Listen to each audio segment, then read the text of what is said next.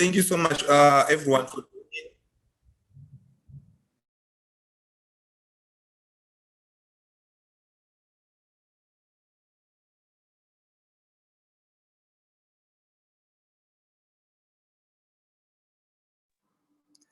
Thank you so much, everyone, for joining for today's meeting.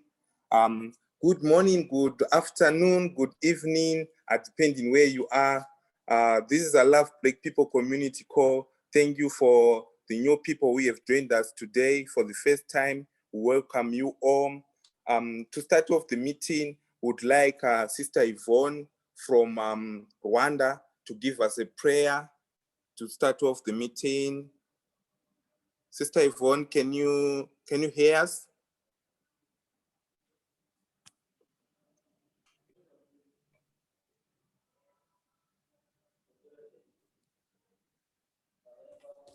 Yes, can you hear me?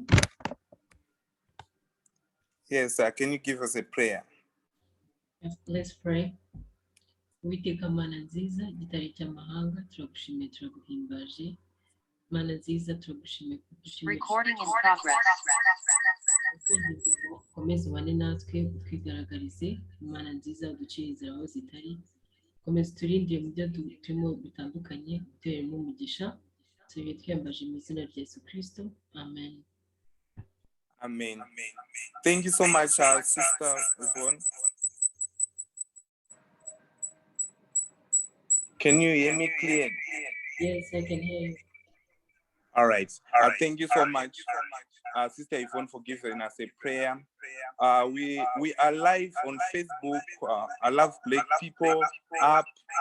You can invite your friends who didn't manage to join us here on Zoom.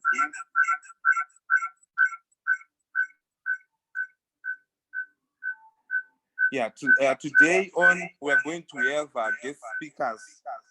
So stay tuned for our guest speakers who are going to give us different topics to present on today's meeting. Yeah. So everyone, we encourage you to write in the comment section when you join the Love Black People, your name, your surname, and also the country where you are in, so that people will know where you're from and we can meet each other. This is a conference meeting for Black people. You should all be happy. Let's turn on our cameras and ensure all our family and friends that they've joined us through. Thank you so much for those who are writing in the comment section. Okay, I can see that they say that there's a lot of echo. Let me just fix that.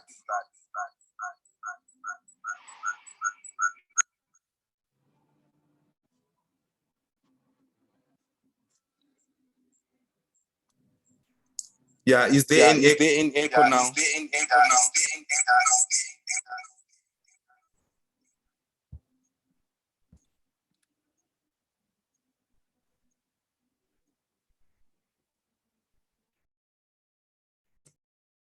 Yeah, thank you so much. Can you all hear me?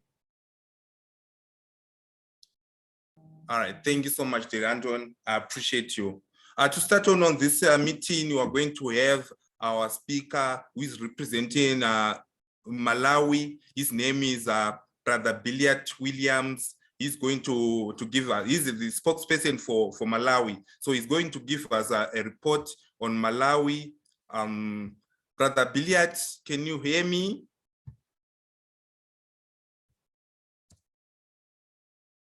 Yes, you can unmute, Brother Billiard. Can you hear me?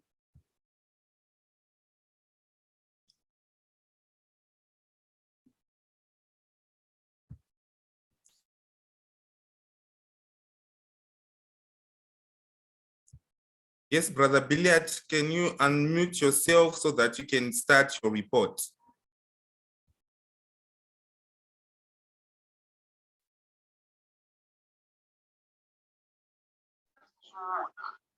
Okay, Andrew Magombo, I heard that you are the one who's going to present on behalf of Brother Billiard. Can you unmute yourself, Brother Andrew Magombo? Yes. Okay, thank you so much. You have 1 minute to unmute to present your report. All right. Hello, everyone. This is Andrew Magombo from Malawi. I'm doing a report for this week, which is beginning on 4th to 10th December. And here is the summary of the activities that have been done this week.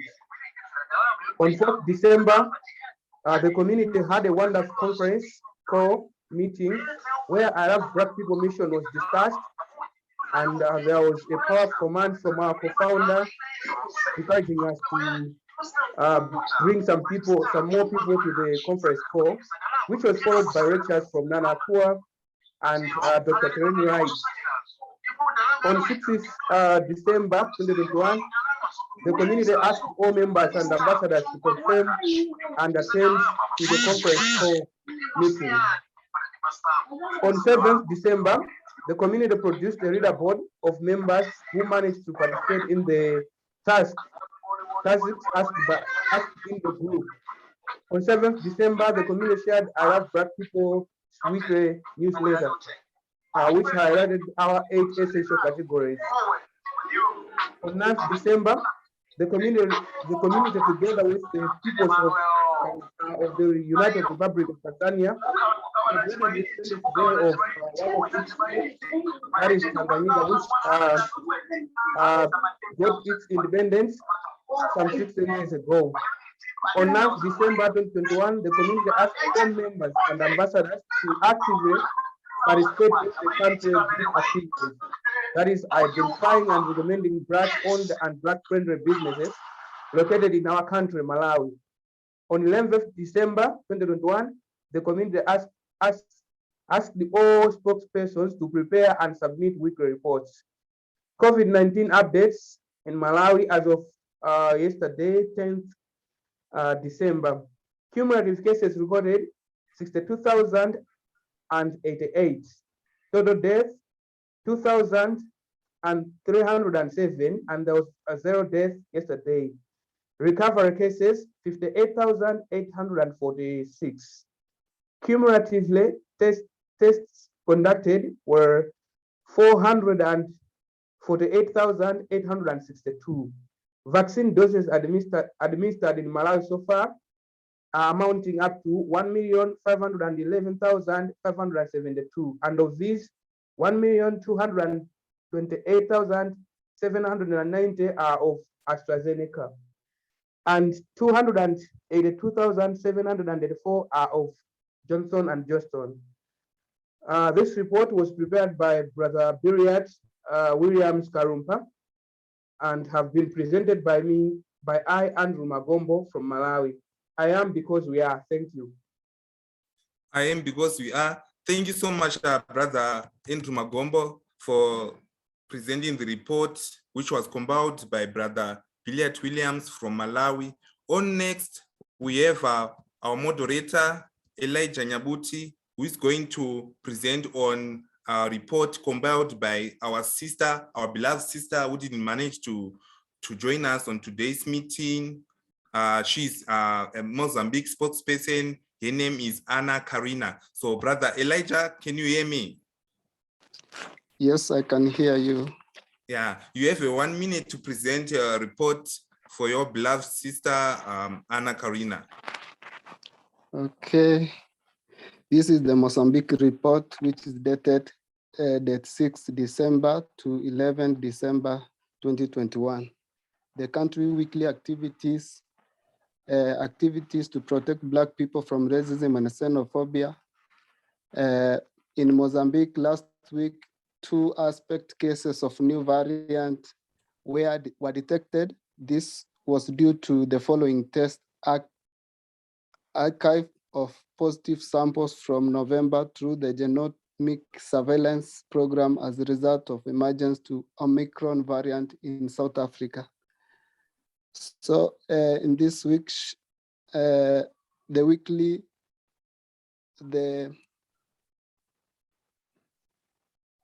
members were encouraged to recommend Black-owned and Black-friendly businesses. The Black people The Other Black People newsletter was shared to the group, and there was a leaderboard from members who managed to participate in the task asked in the country groups. The COVID-19 updates in Mozambique. The report is as from 10th December 2021. The track trace test was 6,617,267. The entrance test was 6,617,267.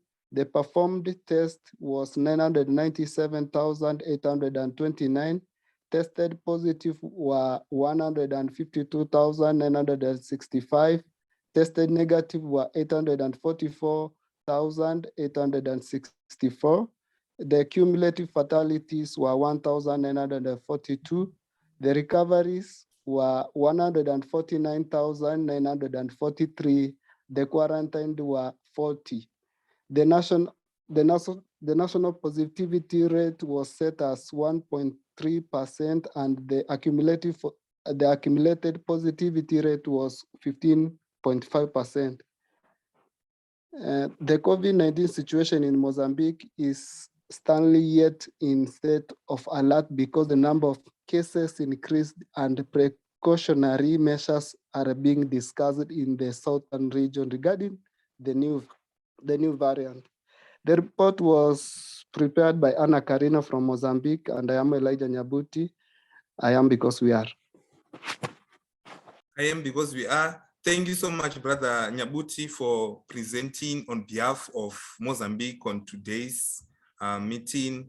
On next, we're going to have Lisulo Muhau from Zambia. Can you hear us, Mr. Wie Muhau?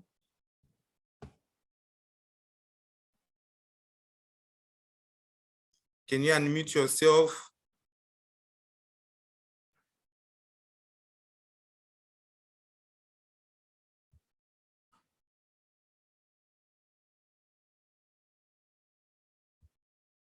Okay, it seems Mr. Muhau cannot present on today's report. I would like to ask again our beloved brother Elijah Nyabuti. Can you present on Zambia's report? Okay. The report on Zambia report.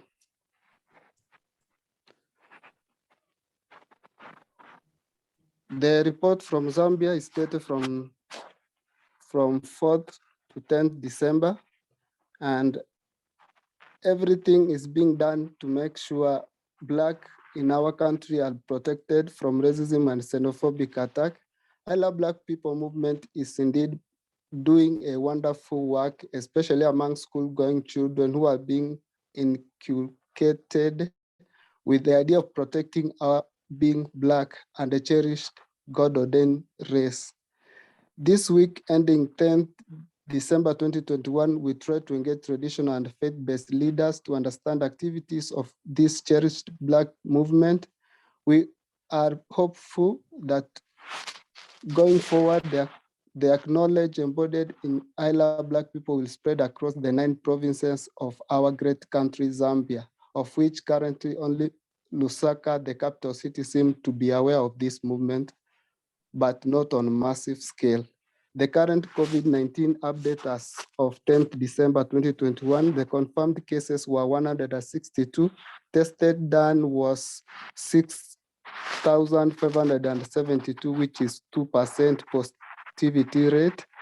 Fully vaccinated was 17,211. The COVID-19 death rate is 0%. Cumulative COVID-19 associated death was 0, and cumulative fatalities were 924. This brings the total death of 3,668. The total active case were 510. Total current admitted were 23, and the community management were 487. The report was compiled by Lisulo Muhau, the country spokesperson from Zambia. I am Elijah Nyabuti from Kenya. I am because we are. Thank you, Elijah. I've noticed as well that our spokesperson for Uganda, I mean, is not available, Elijah. So can you take on an extra mile and present on behalf of Tamale Musa from Uganda? Okay, on behalf of Tamale Musa, the report is from Uganda. The report is dated 5th December to 10th December 2021. Uganda group weekly activities were members were encouraged to recommend Black-friendly and Black-owned businesses, and Tamale managed to recommend Black-owned businesses and Black-friendly. We were encouraged to invite our friend to join the movement, and in ILA Black People Group, Uganda members have been encouraged to list Black-owned friendly businesses and other categories as listed to us. COVID-19 updates in Uganda, the Ministry of Health tested 7 new cases of a Omicron variant, and vaccination are still taking place. The report was prepared by Tamale Musa from Uganda, and on behalf of Tamale Musa, I am Elijah Nyabuti from Kenya. I am because we are. Thank you so much, Brother Elijah. And also Isaka from SADC haven't joined the meeting yet. Can you present on behalf of Ghana on the report compiled by Isaka Sadiki?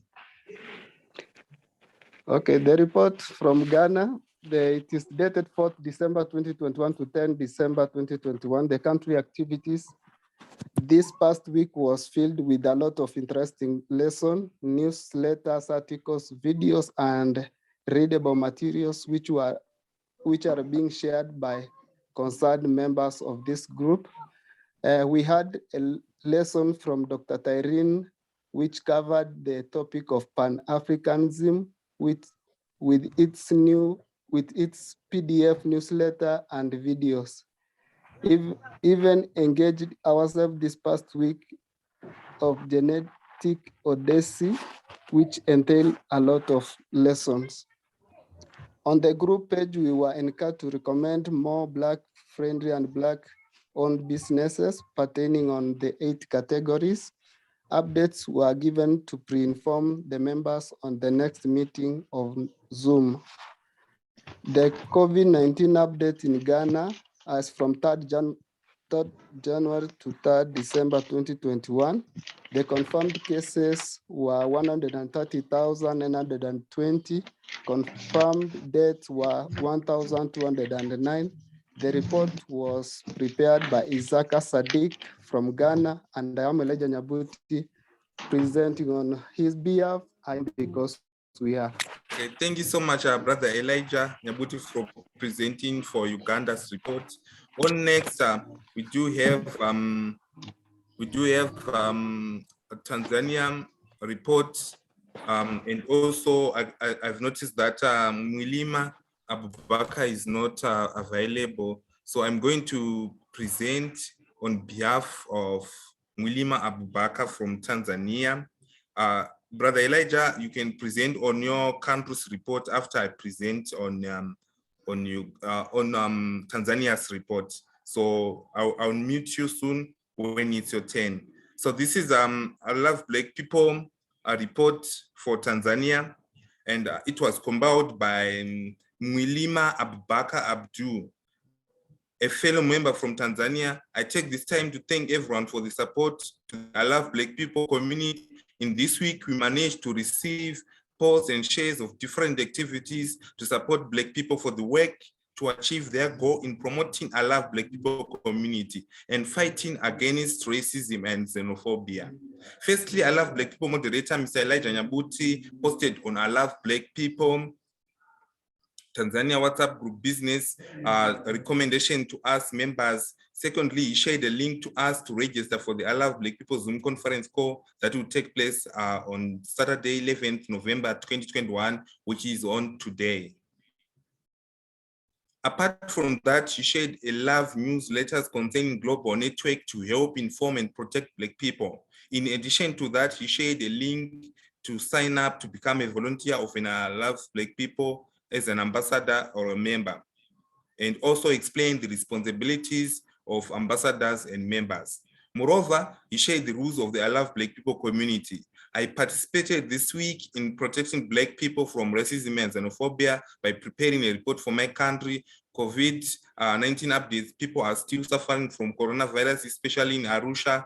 Thank you, everyone. I'm because you are. Thank you so much. My name is Awad Ngwenya. I'm from Zimbabwe, and I was reporting on behalf of our beloved brother, Mwilima Abubakar, who couldn't manage to join us on today's meeting. On next, we are going to ask again our brother Elijah, who's our moderator and also spokesperson for Kenya, to present on report for Kenya. Brother Elijah, can you hear hear me? you, sir. Thank you so much. You can present the last report on for today, which is for your country, Kenya. Okay, the report is dated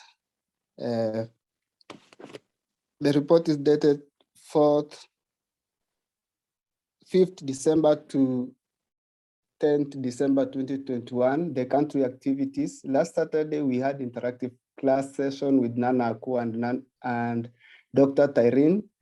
And in our group, map was shared. The map was shared that shows business recommendations that was made in previous week.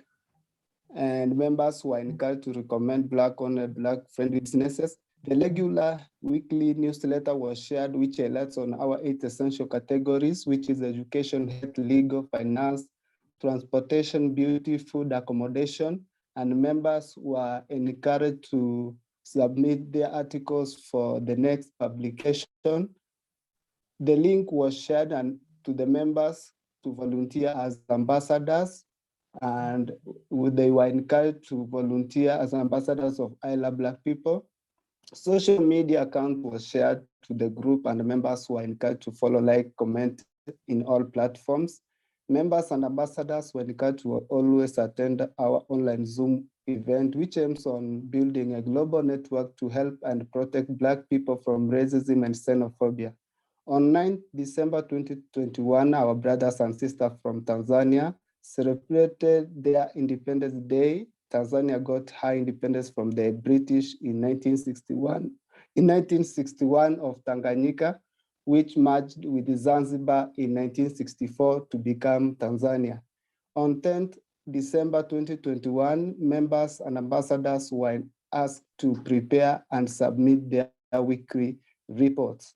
The Kenya COVID-19 updates, which is as from 10th December 2021, the total confirmed cases were 255,932. The cumulative fatalities were 5. The recoveries were 248,488. The cumulative tests were 2,879,290.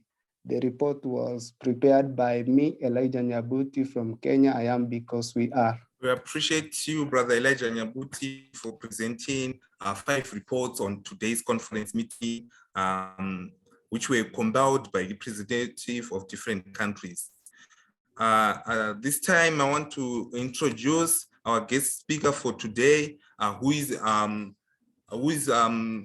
stays in Bantu in Gambia. His name is Prosper A. Kamara. He is also a member of I Love Black People. Prosper, can you take your time and introduce yourself and also present your speech for today's meeting? You can unmute yourself, Brother Prosper A. Kamara.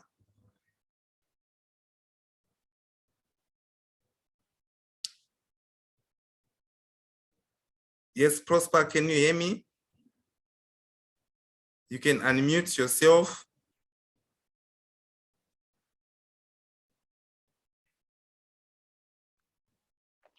Hello, I can hear you. You hear me clearly? Yes, we can hear you clearly. You can go on and present your speech, and you have 10 minutes to present your speech. That's great. To everybody, my name is Prosper A. Kamara. I'm from Banjul, the Gambia, West Africa. Um, I'm happy to be among this noble forum.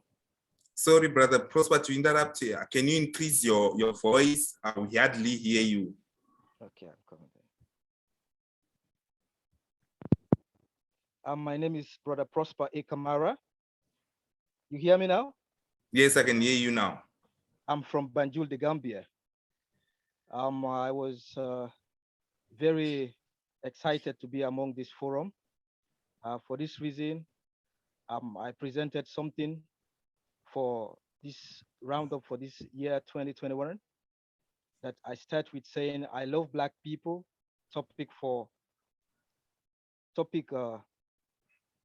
or report forum Banjul from Banjul, the Gambia, West Africa, the 10th, 12th month 2021. I start by saying fellow compatriots, Blacks all over the world. I am humble to inform you that it's my pleasure to be in this noble forum. Friends, we will win if we did not quit, because those who quit never wins. The movement is continually. Let's keep informing our friends and colleagues at home and abroad. Tell a friend to tell a friend that we Africans says hashtag no more racism, xenophobia, and prejudice against Blacks anywhere and everywhere in the world at large. We are a race of dignity and respect because we deserve it. Blacks are the mother of creation. For this reason, nobody should enslave, discriminate, assault, or insult me because I'm Black. My topic, why Africans are not trying to develop Africa. Below, I have a picture that says, investigate the hashtag science, science of self. Black people invented everything. And if you watch the picture, you'll see some of the things that we did: geology, biology, clothing, schools. We invented everything. So below, I came again and bring uh, another statement that says, I am proud I'm Black, not by chance or accidentally, but by the grace of God, it's mission possible. Why came to my motherland and enslave me, rape my sister, kidnap me, use me, refuse me, you turn and abuse me.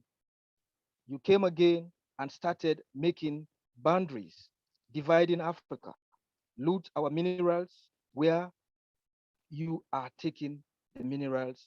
They are crying because you give them your colored papers and guns to kill each other.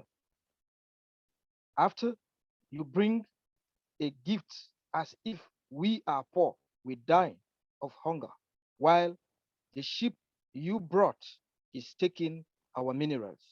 Because my grandfather and grandmother knew this, even Booker T. Washington, even Booker T. Washington. Sorry, my screen has gone off. Okay, sorry. Yes, even Booker T. Washington, that's why he built the Tuskegee. You refuse for him to learn.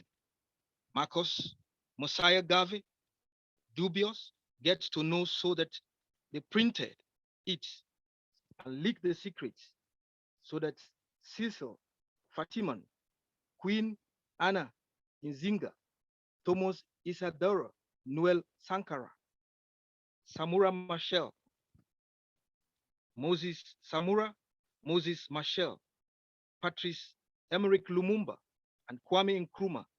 The list goes on and on. Today, We are talking about Dr. Tyrone Wright, lecturer, African and African history.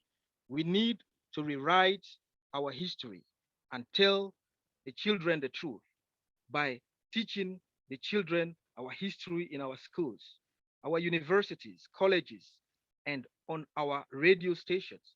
It is high time our children knows their history, no more brainwash education, not to be forgotten. Nana, Aqua, Zinzil, traditional medicines seminar by African healthcare.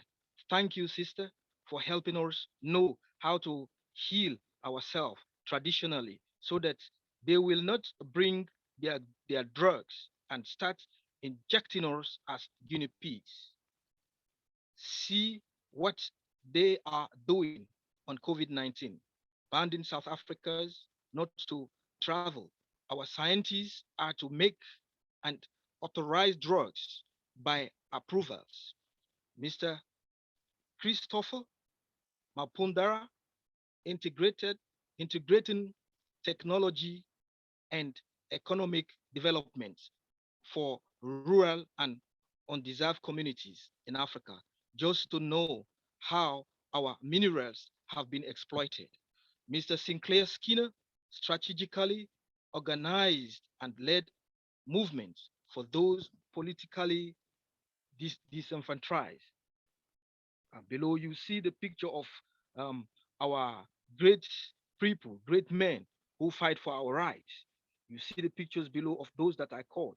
Also, I show a picture of the black blockchain, which is very important that we should have our own blockchain to be able to manage our economies and help Africa grow.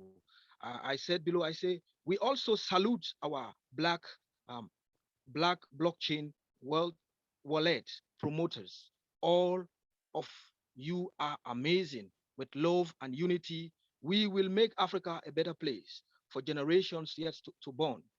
We hope for that day that our black brethren will take one-way ticket and come to Africa once and for all. Africa is home. That's why uh, that's why we are preparing and show a safe place and environment where they will come and stay and live peacefully. And below again, I show another map of the things that we receive from our studies. We can achieve more and make this world a better place for blacks all over the world. And those pictures below, I love black people and all what they were posting, the green book and all the things, the pictures that they are taking in all other countries. And I end up saying, best regards from Prosper A. Kamara. I am because we are. Hello? I think I lost a long time. All this data. Hello?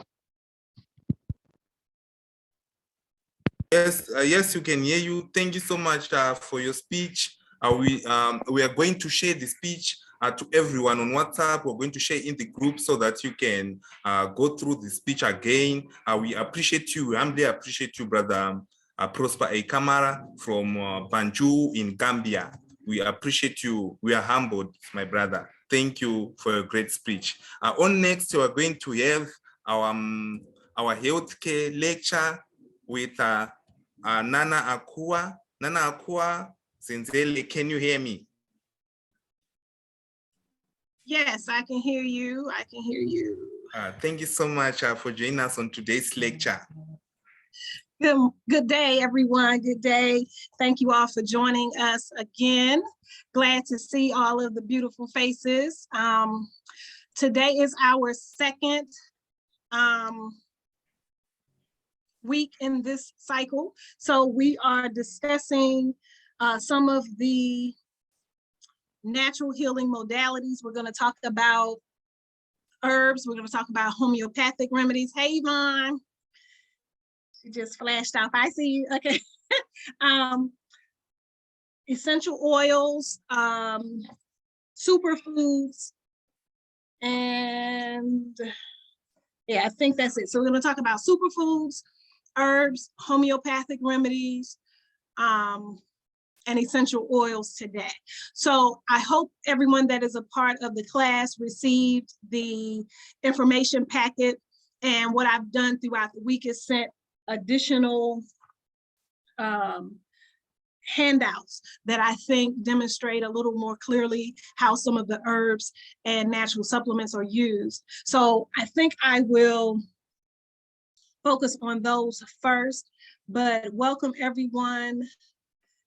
I am Nana Akua. I've been doing natural healing for about 25 years now. And my specialty is herbs.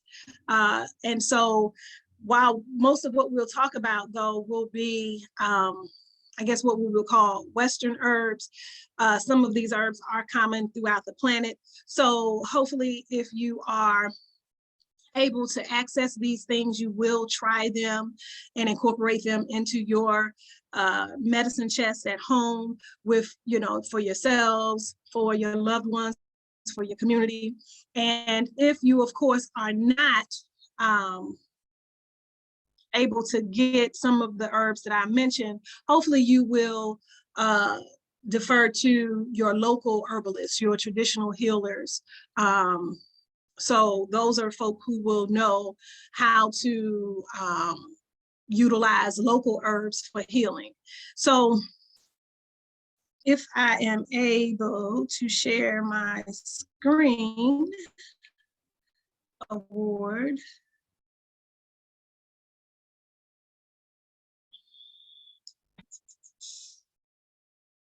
I can get to the one that I want.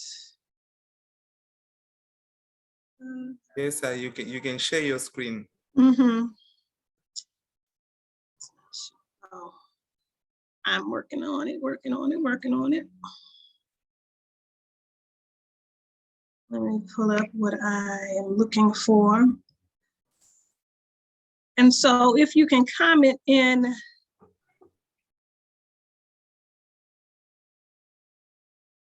section, I'd like to know if there's anyone who currently utilizes any herbs.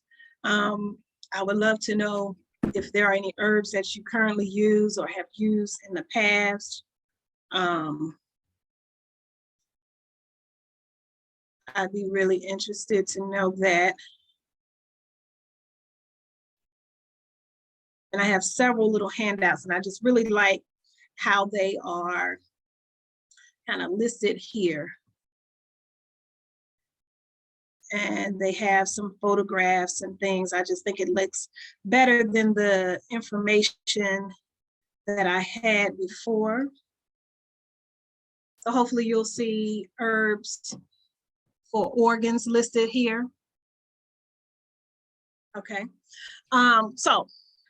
Again, I have a more exhaustive list, even though there's so many thousands and thousands of herbs, maybe even more, that can be used for a number of different things.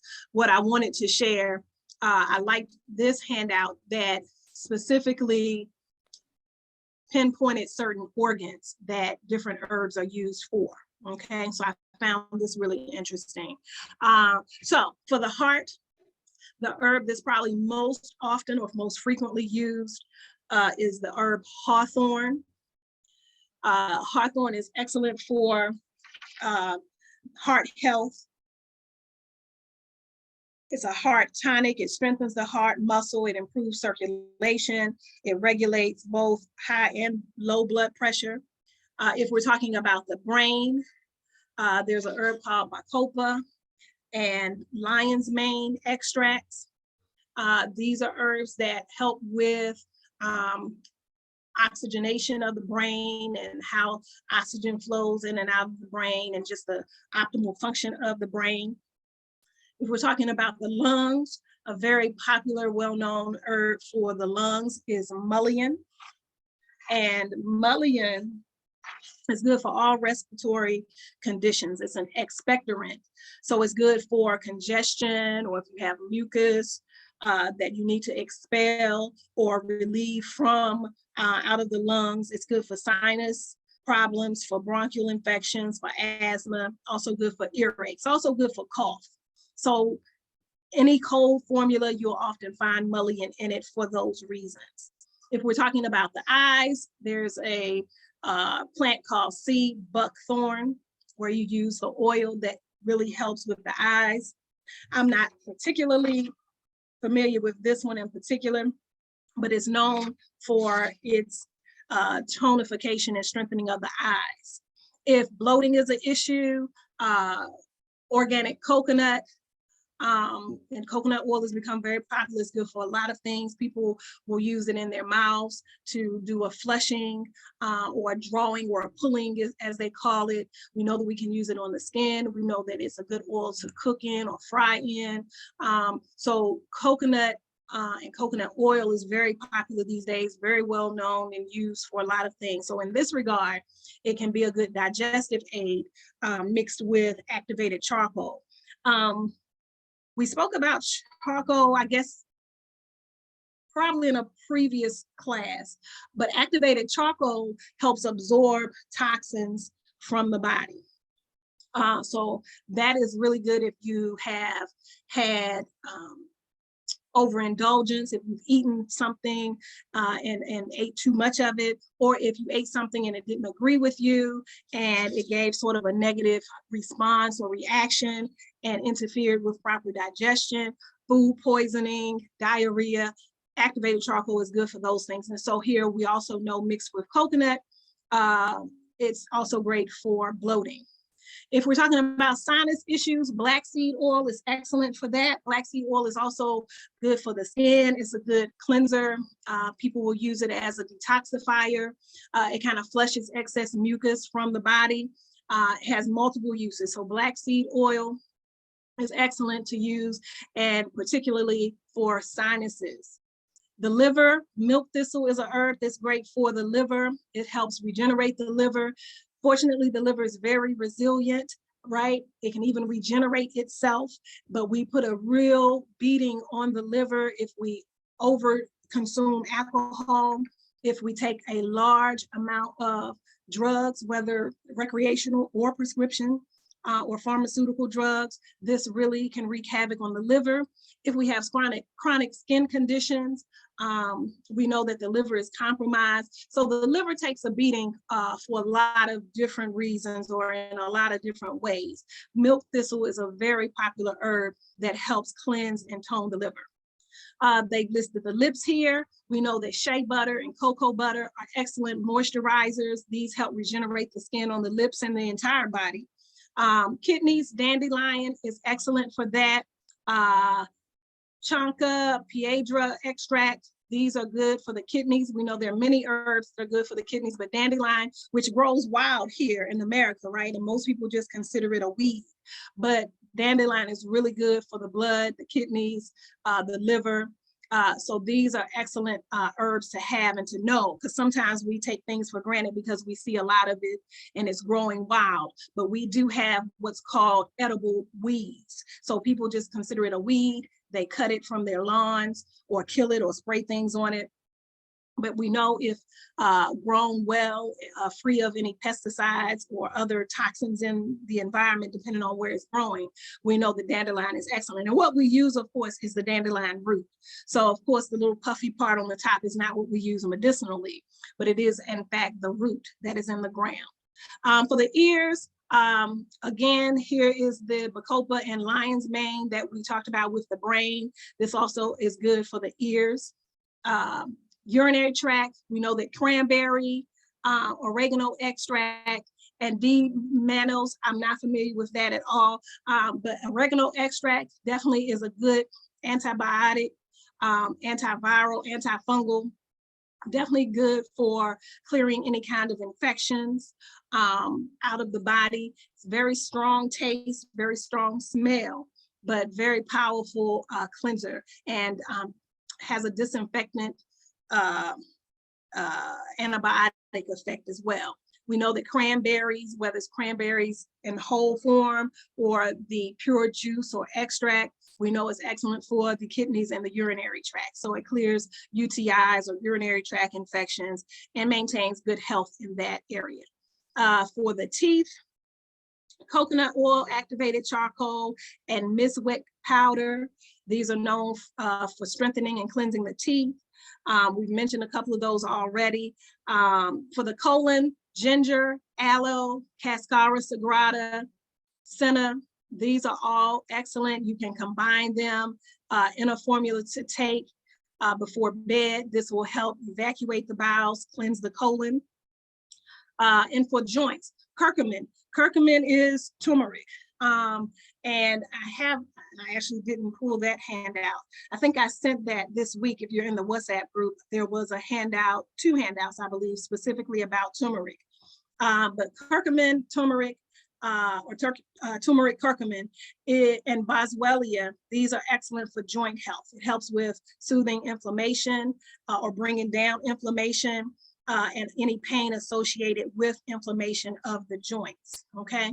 So I liked this chart and how it demonstrated how there are some herbs that really impact how they impact the different organs in the body.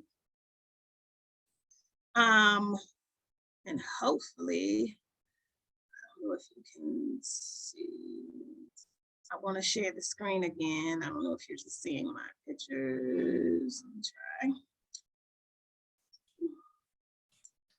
And so hopefully, if someone can confirm, if you're seeing healing herbs and spices handout Yes. now. Thank you. Yes, you can say that. Thank you. So now this handout I liked again because it has the picture, so it gives you a picture graph of the herbs themselves. And this handout highlights different medicinal herbs that you find in your kitchen, right? So these are all herbs that typically people cook with, but I think it's good to note that they have healing benefits as well. So oregano, we know that this helps to soothe stomach muscles, right? Mint helps ease hiccups. That's interesting, right? All we know is drinking water and holding our breath, right? But mint is good for hiccups. Ginger has anti-nausea effect, so it's a good remedy for nausea, morning sickness, anything associated with that. Garlic is a good natural antiseptic, fights off infection. Fenugreek, this helps flush out harmful toxins from the body. Fennel helps to reduce bad breath and body odor. Clove is a good antimicrobial, so that just means it's a good remedy for any kind of disease-causing microorganism. So it's an antiviral, antibacterial, anti-parasitic, antifungal herb. A lot of people will use cloves specifically for pain in the mouth, especially like toothache pain, whether it's actually placing the actual clove or the oil, the essential oil of clove. That's one thing that is most notably used for, but many others. Sage is a good antiseptic and antibiotic. Sage also kind of helps cool the body. So if people, for example, are having heat stroke or hot flashes or heat exhaustion, it's a refrigerant herb, so it helps cool the body. Sage is also really good for fungal infections and people who have a lot of dandruff in their hair. This is a good hair tonic herb if you're kind of getting rid of dry, itchy, flaky scalp conditions. Thyme is an excellent respiratory herb. Is good for cough, for bronchitis, any kind of respiratory disorder. Turmeric has anti-cancer properties, anti-inflammatory properties. We just mentioned turmeric. So it's good for a lot of things, good for the kidneys, good for the liver as well. Basil can help relieve gas and soothe stomach upset.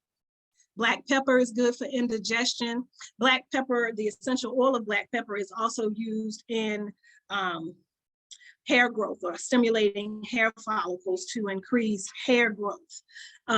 Cayenne can stop a heart attack, helps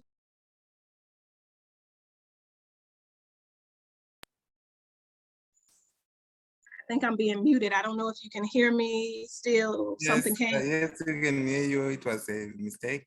Okay, no problem. All right. So cayenne can help increase circulation in the body. Cayenne can also help other herbs function better because it helps move things throughout the body. Cayenne can also help stop bleeding as well. So topically, so if you have a cut or you're bleeding, cayenne can also help the blood clot and help stop bleeding. Cinnamon is good for lowering blood pressure. Dill is known for treating heartburn, colic, and gas. And rosemary is an antioxidant, also helps with improving the flow of oxygen in the brain specifically, but throughout the body. It's good for headaches, tension headaches specifically. Rosemary can be very uplifting and healing. And pretty much all of these herbs that are used typically for cooking will usually have a positive effect on the digestive system. So all of these usually will aid in digestion or good digestion.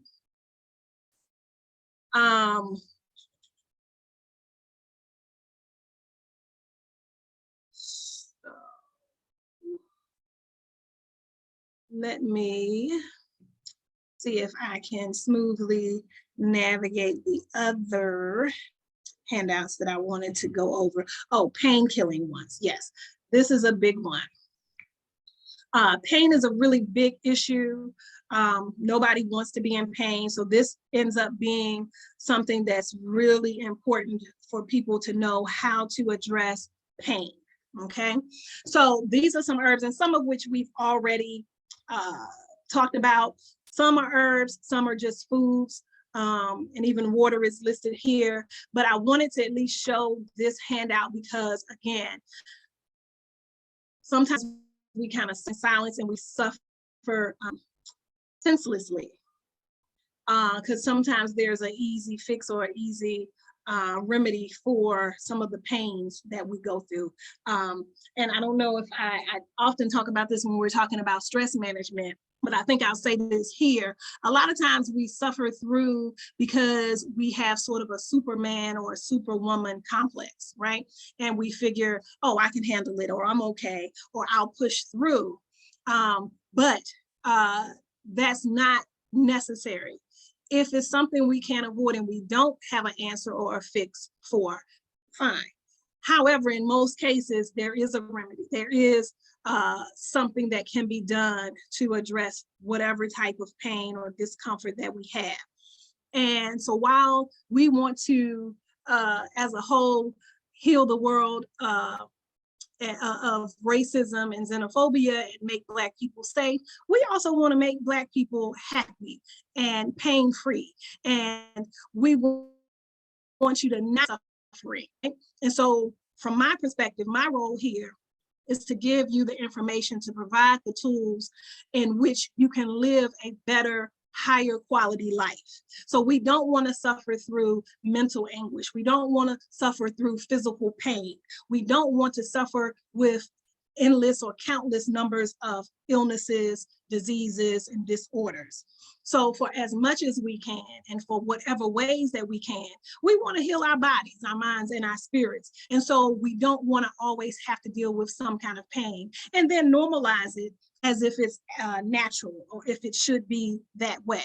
So we don't want that. And so I want you to take note of some of these things that can relieve us of pain.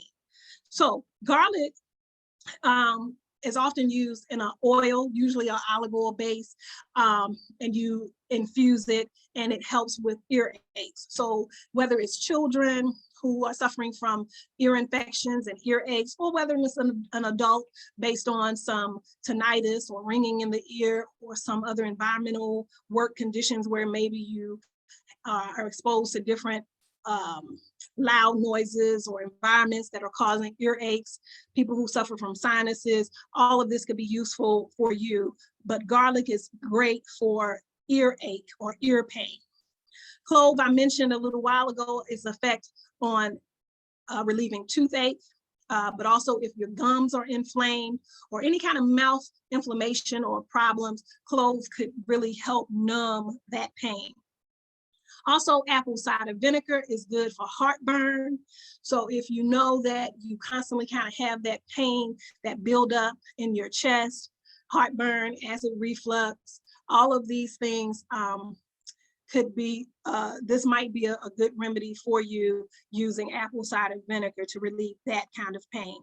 Ginger is good for muscle pain, also joint or inflammation pain. So if you have arthritis or gout, or any other condition where there's inflammation, ginger, along with turmeric, both together work really well. You can soak in a ginger bath, you can take the ginger internally, you can apply some of the ginger oil topically. Same thing with turmeric, taking it internally. You can juice it, you can add it to drinks, add it to food. These things are great for pain. Cherries are great for joint pain, gout specifically, that type of arthritis pain, usually in the big toe, but it also could go into the ankle, could even go up to the knee, or go up your leg, really. But cherries have a natural anti-inflammatory that's good for that. It's also good for headaches. Peppermint is good for sore, achy muscles. Also really good for achy, tired feet. So peppermint leaves or peppermint oil to put in a foot bath to soak and relax your feet in can be really helpful and soothing to you. Pineapple is great for pain in your stomach from gas or from bloating. So whether you've eaten something that just doesn't suit you, and maybe you have some kind of sensitivity to it, and you're bloating, or you've eaten too much, or it didn't digest properly, pineapple can really help relieve that pain. Water in general can help kind of flush your system out, can kind of have a healing, flushing, cooling effect on the body. So general injury and pain, water can be a useful tool. Horseradish is great for sinus pressure and pain. A lot of times people will get it in the eyes and nose, or you may feel it in your entire face. You may feel it in your ears, the top of your head, but these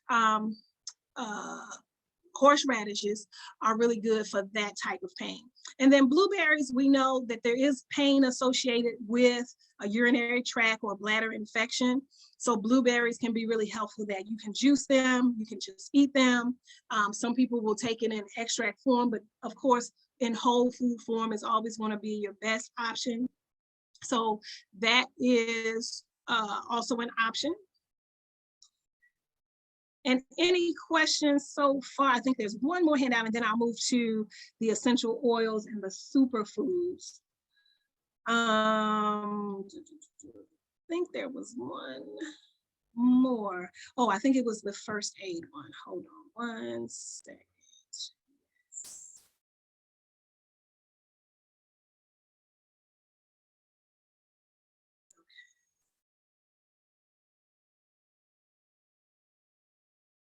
First aid. So hopefully you can see the herbal first aid handout here. Yes, we can see it. Thank you.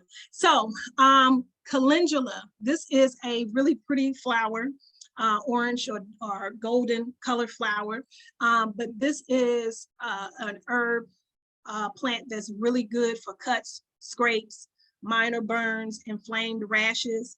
They do a homeopathic version of this as well that you would take internally under your tongue so that it gets into the bloodstream quicker by going or being absorbed into the mucous membranes in the mouth.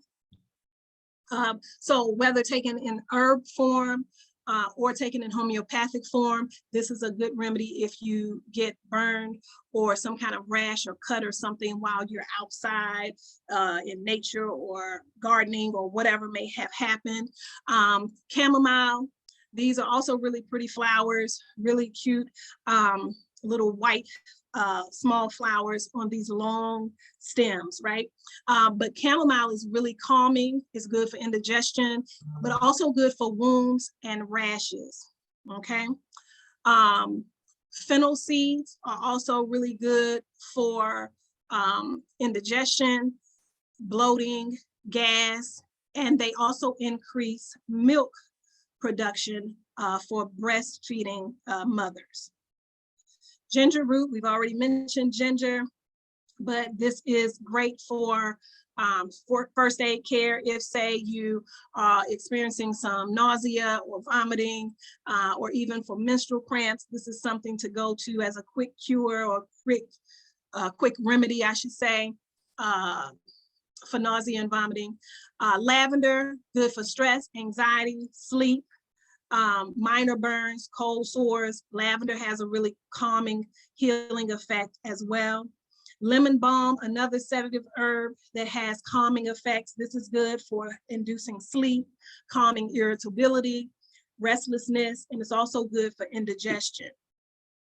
Marshmallow root, this is really good for mouth and throat soreness. You'll find marshmallow root in some natural throat lozenges or cough drops. It's also good for indigestion, also good for heartburn. So it has sort of a soothing, internally soothing effect for the mouth and throat especially. Oatmeal, this is good for rashes. So folk who maybe have eczema or other forms of dermatitis, or even people who've maybe gotten into some poison ivy or poison oak, oatmeal bath can be healing and soothing to the itchy patches. It's also good for anxiety, good for sleep, and for stress. Peppermint leaf, this is good for nausea, indigestion, gas, and congestion. Red raspberry leaf, this is good for uterine, it's a uterine tonic, so it's really good for especially women who are still in their childbearing years. So this just strengthens the uterus and prepares it for pregnancy. It's also good for nausea associated with pregnancy, and red raspberry is also good for diarrhea. And red raspberry is also, and I'm sure the reason that it's also good for women who are preparing their bodies for pregnancy, because it's highly nutritive. So it's one of those super herbs, as I would call it. So while probably it's predominantly for women or predominantly used by women, it has a lot of vitamins and minerals in it naturally. Stinging nettles, one of my favorite herbs. This is very rich and high in iron. It's great for allergies, and it's good for water retention. So nettle is really a bright green plant, very high in chlorophyll and all of your minerals, but especially iron, but really, really good for any kind of sinuses or allergy or hay fever symptoms, okay? So, any questions on that? I think what I would like to do now,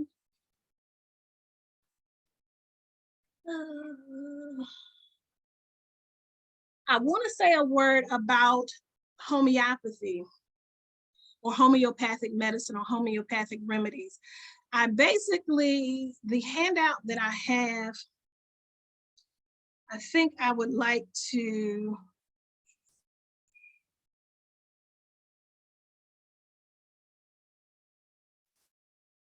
I guess I'll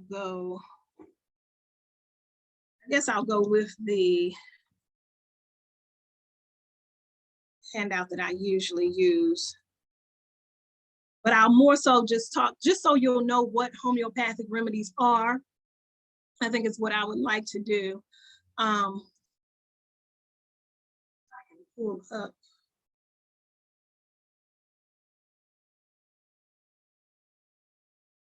My computer is really doing something strange. I hope that you can hear me. Maybe I clicked on the document.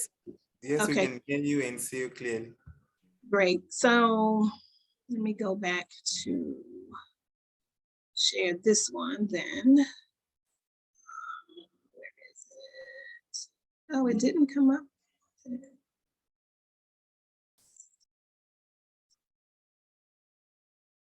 I knew it was doing something weird.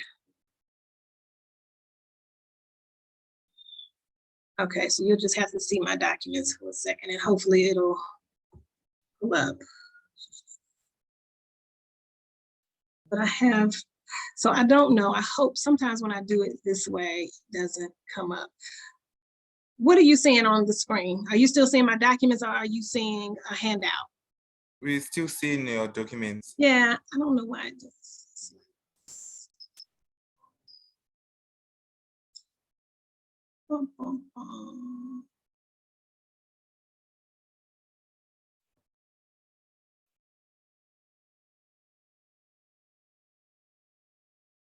Oh yeah, so I'm looking at a comment Andrew Gombo wrote. I completely agree. And now he's asking me to lead in such an initiative. So I don't know if you can see the comment. He's saying, he's speaking of just how rich the land on the continent is and the soil and how we could pretty much grow any and everything. I completely agree. You know, I own some land. I have land in Ghana as a queen mother, and I've been encouraged and pushed to to build like a house there. However, what I plan to do with it is to grow and to have a small farm on it. I love that idea. I'm a gardener here. Yeah, so that gives me something to think about. I think that's a great idea, but I think that we can all take pieces of land in our areas wherever we are, whether we are on the continent, whether we are here, in whatever land we have, whatever piece of soil we have, I definitely suggest that we grow herbs and food. For if nothing else, to have control over our food source. That's a very big issue. It's a very big issue. And the more we get certain areas or cities that are populated with people, there are places that become what we call food deserts, right? And pretty much void of nutritious foods. And even certain areas on the continent. I have been all over Ghana, and they're definitely as vast and great and wide as different land areas or land masses are, is underutilized or used for just certain types of foods. And yes, I'd love to see herbs. I'll put some thought into that and how to, maybe that'll be one of my new initiatives to encourage the growing of certain herbs. But of course, we also have to give respect and credence to what is already native to the area, you know, so whatever grows already. I think the first step would be to be clear on what naturally grows in your area and make sure that we're utilizing it for its healing properties and for its nutritional value, and make sure we're using what already is there. And then what is in need, then we go into cultivating those plants and those herbs and those healing foods. But thank you so much for that comment. You take ginger, make juice, or mix it with food. Yeah, so ginger, turmeric, they're both sort of, they're like roots. You can certainly juice them. You can certainly just mince them or mash them and add them to foods or smoothies or juices.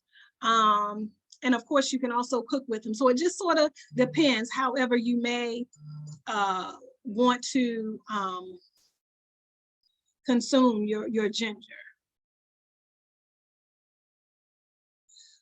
The key function of blueberries has a lot of benefits. And actually, when we talk about superfoods in a moment, we're gonna go, blueberries is, some people consider it the #1 superfood because of its highly nutritious content. So certainly, we're gonna discuss that in just a minute. Thank you for that question as well. And really, most herbs and plants, they all have the potential to have negative effects. Someone's asking if any of these herbs have negative effects. Certainly it could. It certainly could. And most often your caution is usually when you're taking other like pharmaceutical drugs, because sometimes there are interactions. Sometimes there are cases where certain herbs should be taken for shorter periods of time and not on a long-term basis. Golden seal is one of those examples where Too much can be too much for the liver, for example. So you would take it in 10-day increments and then give the body a break and then resume it after some time. So there are some caution for sure. And if you're in the class, one of the handouts includes sort of a how to use herbs handout, which talks about some of the precautions to take, how to take certain herbs and that sort of thing. And as always, if you are not in the class and don't have the handouts, I'm happy to send them to you. I usually always post my email there. So if you need the handouts, I'll share those with you. But that is one of the handouts that's included. And of course, I'm not personally suggesting or recommending any of these. This is more for information's sake, just to educate you on what certain herbs have traditionally been used for and what benefits they can have. But because everybody is different and I would have no way of knowing what condition any individual is in, I'm certainly not saying, oh yes, you use this for this and you use this for that. But arm yourself with the information. And if it sounds like something that's good for you, you can further investigate it and figure if that is something that's good for you. And of course, it's always recommended if you change your diet that you consult your healthcare practitioner anyway. And yeah, so, oh yeah, okay. If the administrative award, you can, so someone is asking about, I think this was my friend that asked about the breathing demonstrations. He's saying he's not in any class and wants to join one. So if you can post how people can join one of the WhatsApp group classes, that'd be great. Okay, let me share the link on the chat section so that they can join the group. Thank you. All right.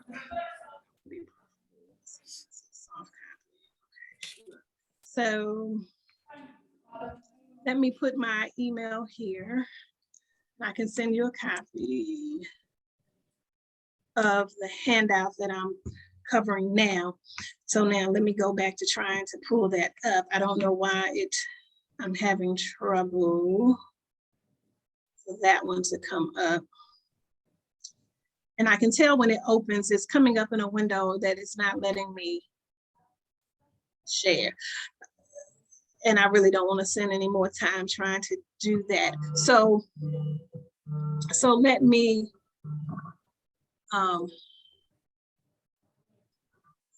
just talk about the homeopathic remedies, and we will not have the benefit, unfortunately, of the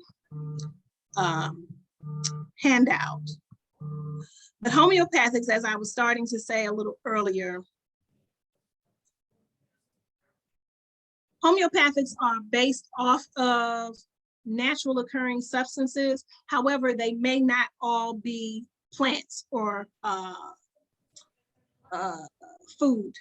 They may come from insects, they may come from minerals, but all natural occurring substances. And so these substances are used for healing.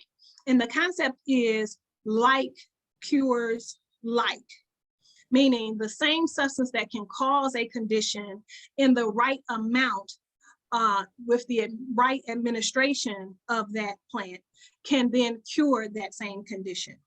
So for example, there is a remedy called allium, right? Allium cepa. The plant source of that is the onion, okay? So we know that onions, sometimes we peel and cut onions, it will cause the eyes to water, right?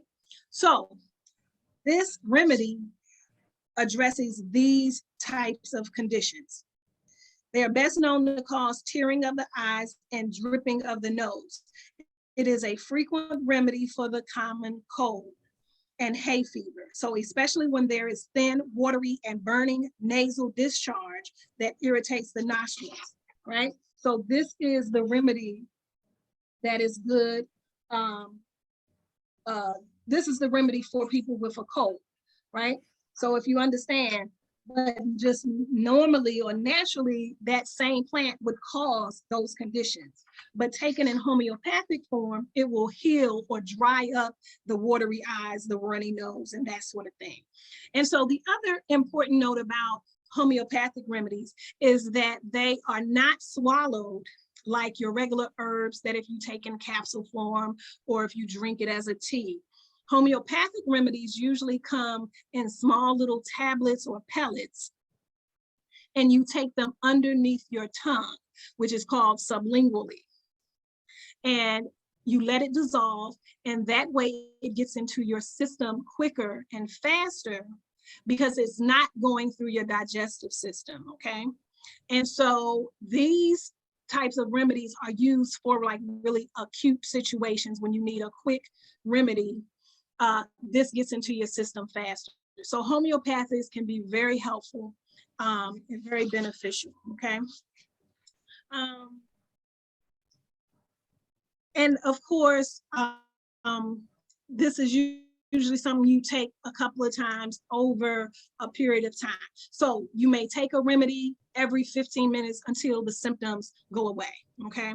And usually you don't take it with, when there's the presence of some strong aroma like mint, right? So mint is like very strong, the aroma is very overtaking. So you wouldn't use like mint throat drops or breath mints or what have you if you're taking homeopathic remedies, because it keeps the mouth with that strong minty fragrance, and that just makes the homeopathic remedies less effective, right? So there's some, you know, kind of notes you have to take and when you're taking homeopathic remedies, but homeopathic remedies can be very healing, very strong, very effective, okay? So I will not go through each of the remedies like I usually do. What I would like to do is to move on to,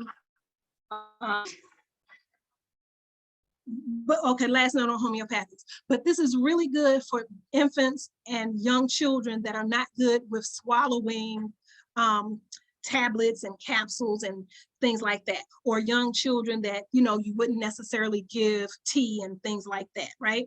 This would be really good for those who are not good with swallowing larger pills and capsules and things like that. Superfoods. Superfoods are foods that are highly nutritive foods. These are foods that have a lot of vitamins, a lot of minerals, a lot of amino acids, you know, different nutrients, micro and macronutrients that we need for our bodies. So these are foods that if you include these in your diet, you're going to improve your health, possibly, you know, fight off certain different conditions, diseases, and things of that nature. And so there are a couple of handouts that I came across that gave us and I'm going to try one more time to get rid. I really want to show this. I don't know why I'm unable to.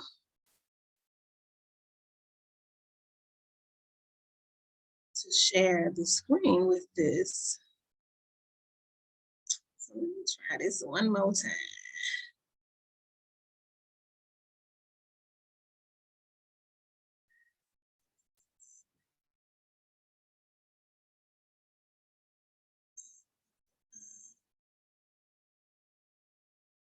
I think it worked this time. Okay, hopefully you now see my handouts, right? You see the one says homeopathic medicines? Yes, we can see that. Awesome. Okay, so still not gonna go through that, but let's go through, oh, and we missed essential oils. Well, let's go on to superfoods and then I'll hit the,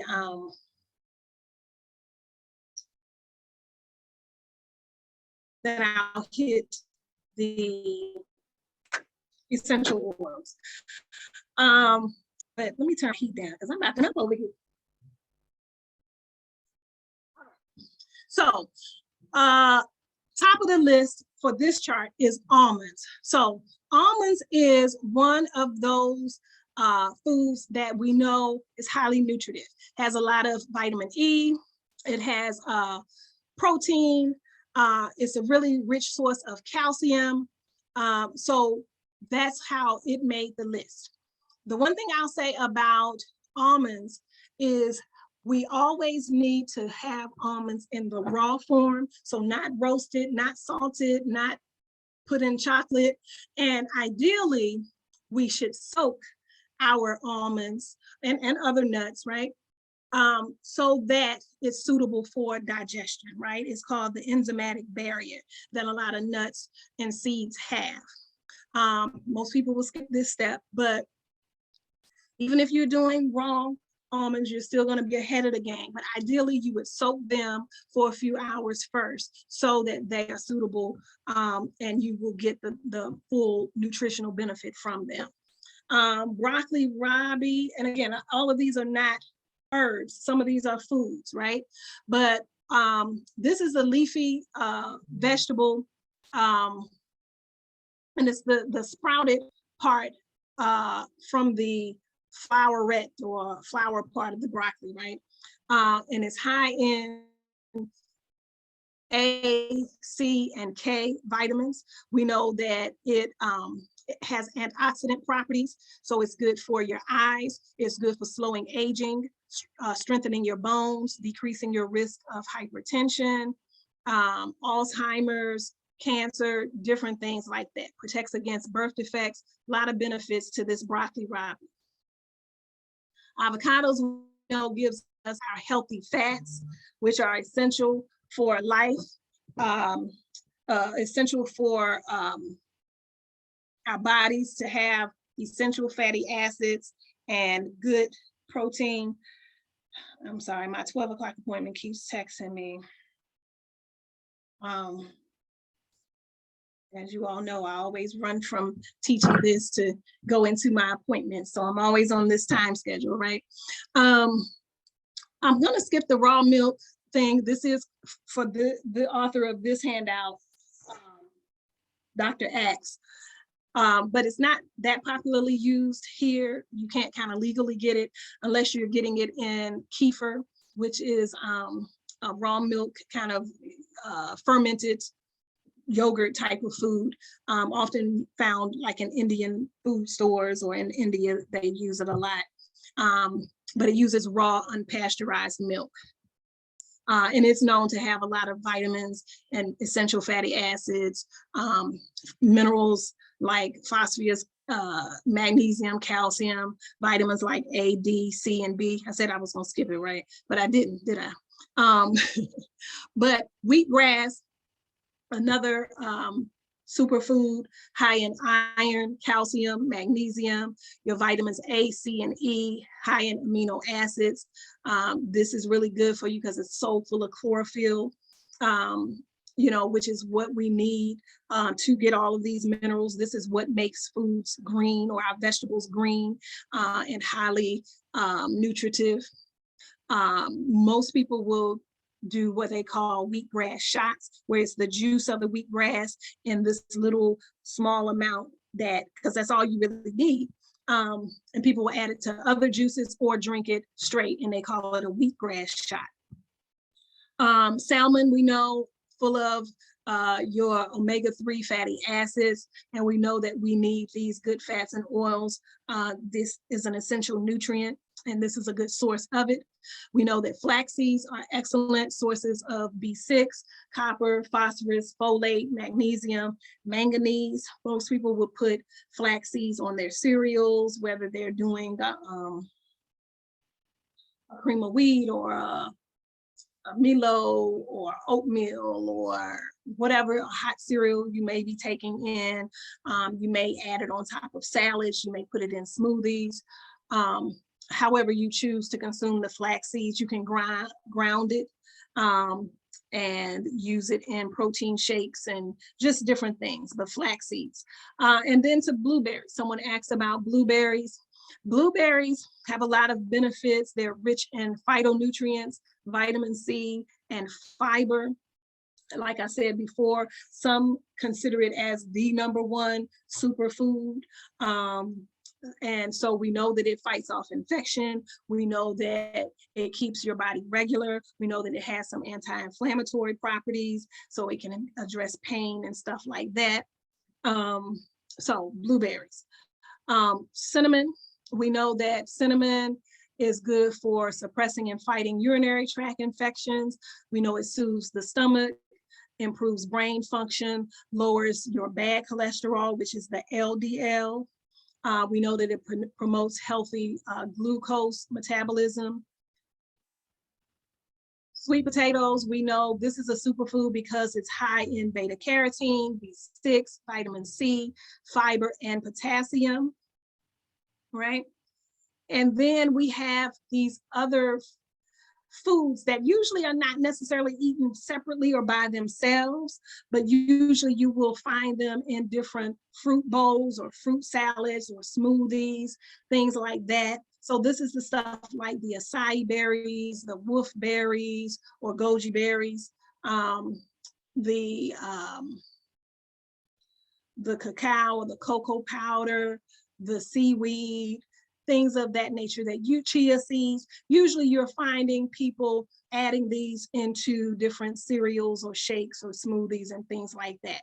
And as with mangosteen, as with all the other foods like this, the maca powder, usually these are just tonic foods that kind of just help build the system. So they all do, different things, but usually if you're into shakes or protein powder shakes or smoothies, this is when usually you'll have people that have included some of these into their diet. Let's run, so you'll have the information, so I won't go through each of these because they're not as common as some of the, some become a little faddish. That you have these, at least here in the States, you have these juice bars and such that have these acai bowls, and you have these people spending $15 or more on these bowls with the acai berries mashed up, and they put all of the fruit on top. So for people who get into that, that could be, of course, a good alternative to eating a chicken biscuit for breakfast. But I wanted to highlight the foods that we may commonly consume so that you would know, hey, let me add more of these. Let me make sure instead of white russet potatoes, I'm adding sweet potatoes. Or rather than overeating strawberries, I'm eating blueberries, right? So I wanted to highlight those foods. So now let me jump back really quickly to the essential oils for these couple of minutes. So essential oils, we use these in healing, usually not so much for the internal body, but it can be if you do have a essential oil that is food grade or therapeutic grade, you can consume it internally, but we also more so use it for our physical outside or external bodies for healing, whether it's for relaxation, whether it's for healing a skin condition, whether it's used for the aromatherapy and is healing our mind and spirit and relaxing our spiritual or emotional selves. There are many uses for essential oils. This handout, which really was a chart that I just sort of photocopied, so it's not the best copy, right? But I like it because it gives the explanation, what you can blend the oils with and what the healing uses and the energetic healing uses for these essential oils are. But let me just highlight a few major things, right? So we know that aromatherapy or essential oils can be used for a number of different things, right? We know it can be used for massage. You can use it in a spray mister. You can use it in your bath. You can use it in a diffuser. You can use it on your hair or skin or body.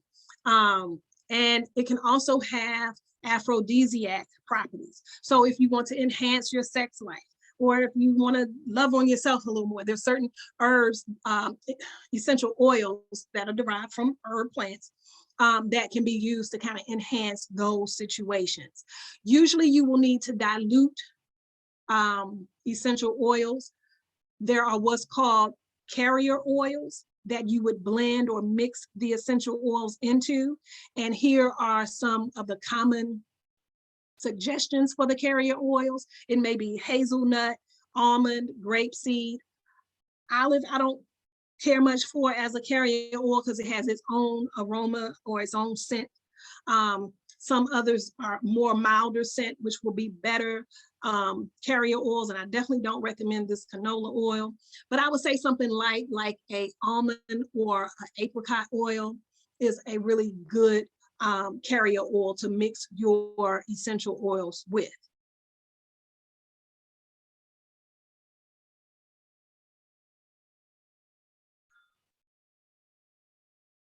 All right. You can use it in mouthwash, you can use it in a douche, you can use it as a compress. There are many ways in which to use essential oils. So some of my favorite, which we're running out of time, but some of my favorites, we've mentioned cinnamon, but I really like the essential oil of cinnamon because it's an antidepressant, it's an antiviral, it has antibiotic properties, it's good for infections, for colds, for arthritis, for rheumatism. Really, really excellent. We've mentioned clove earlier, but you can also use it on warts, for muscle pain, colds, diarrhea, chest infections, or I would probably use the word respiratory infections. Antiseptic properties clove has. Probably some not so popular herbs, I keep saying herbs, essential oils are things like neroli. Neroli is an antidepressant and a sedative type of oil. It's good for insomnia, for shock, for nerves, for skincare, PMS, scars. Another one that's probably not as popular, but has some really good healing effects as well is sandalwood. A lot of people will use it just for the fragrance, which is wonderful. I'm definitely a woody, earthy kind of person where I like those types of smells, but it's also good, sandalwood, for stomach cramps, nausea, depression, herpes, candida, menses, headaches.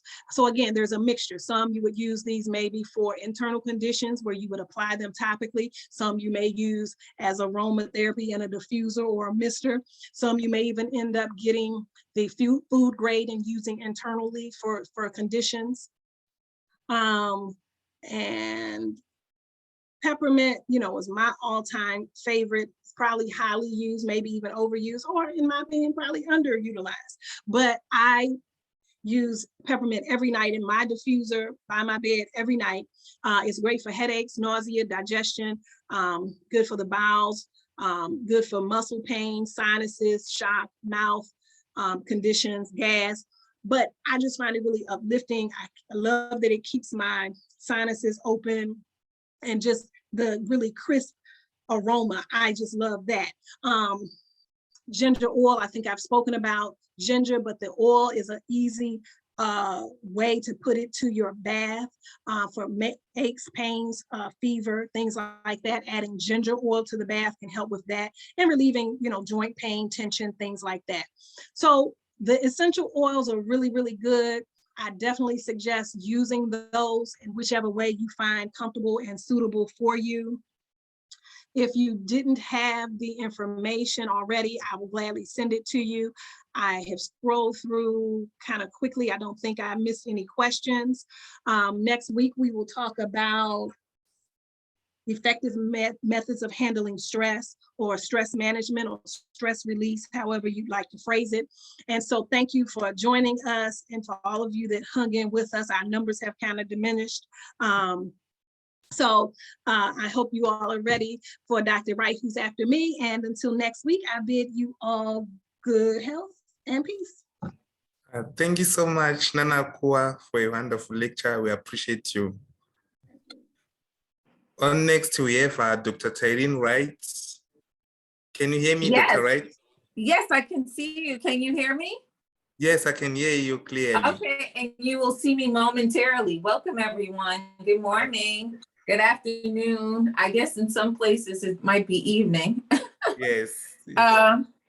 Okay, so I wanted to get started, and like I said, you'll see me momentarily.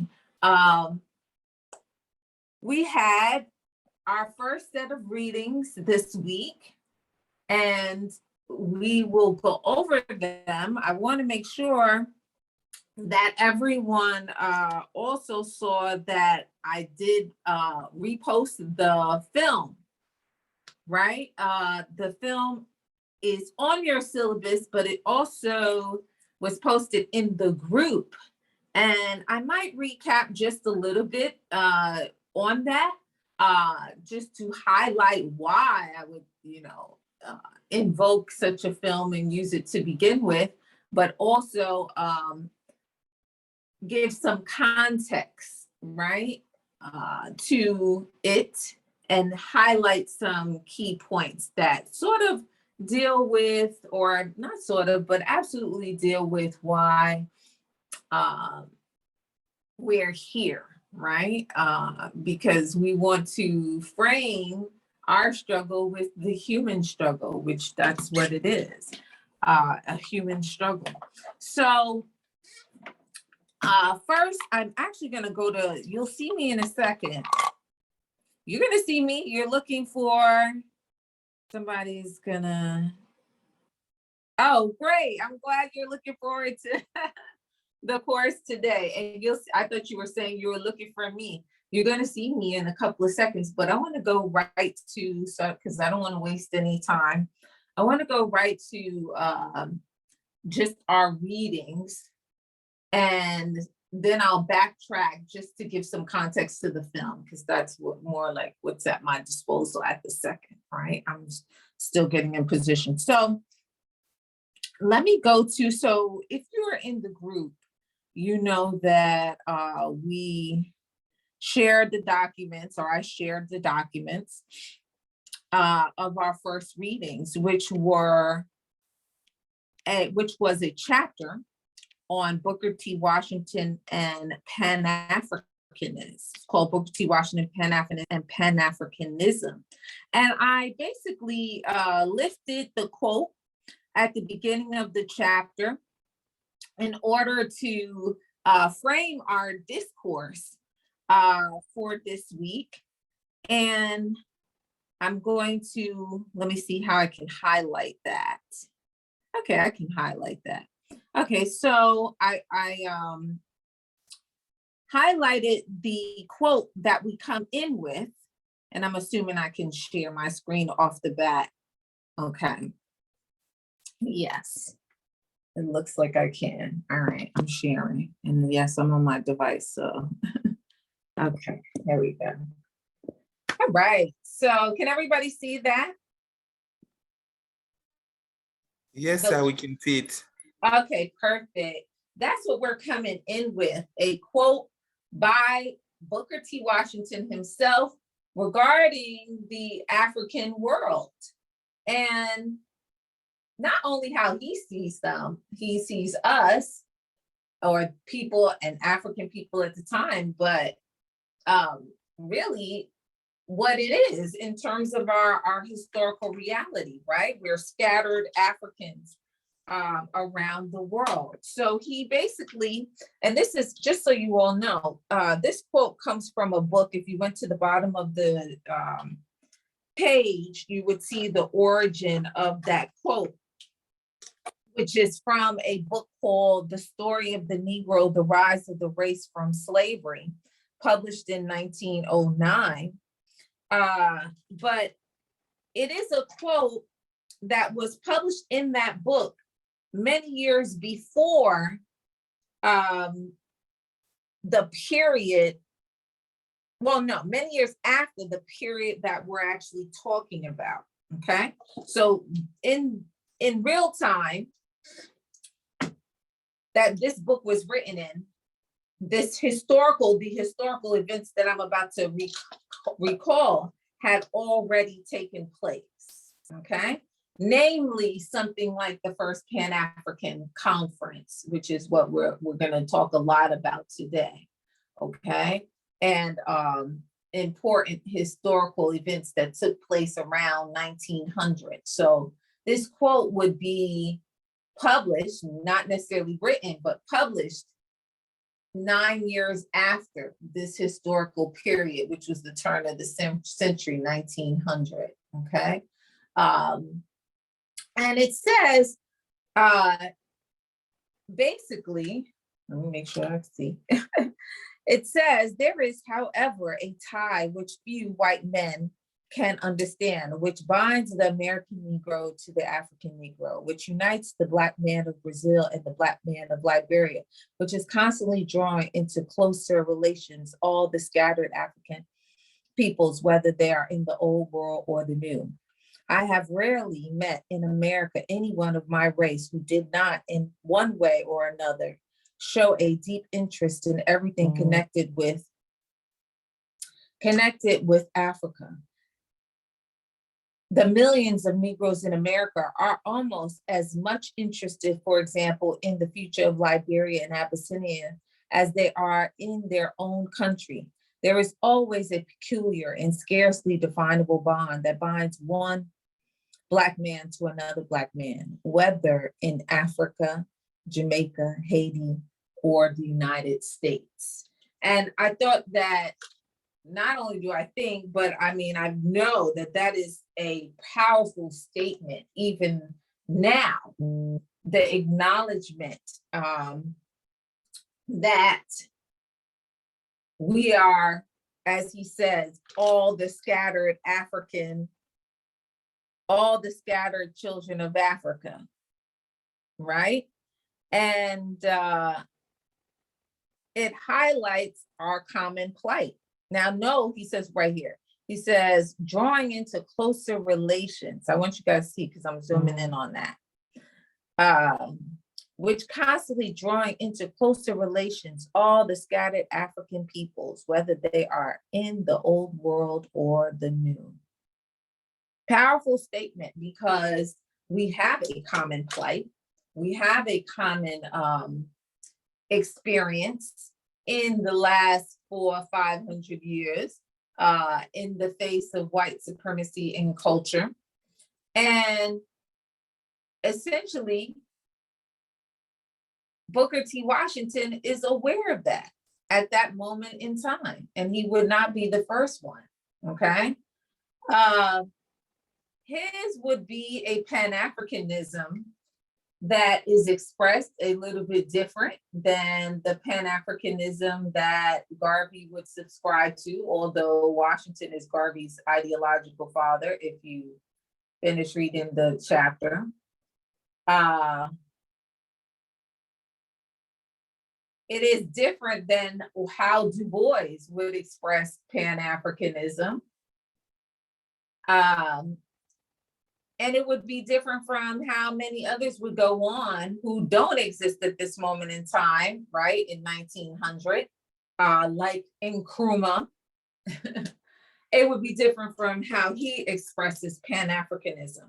Washington's expression of Pan-Africanism would be one that emphasizes economic empowerment, independence through industry. And yes, let me just say, it's not a coincidence that in this I Love Black People, that we are looking at industries, right? And we are looking to industries to liberate our human experience in order to move freely around the world, right? Void of fear, okay?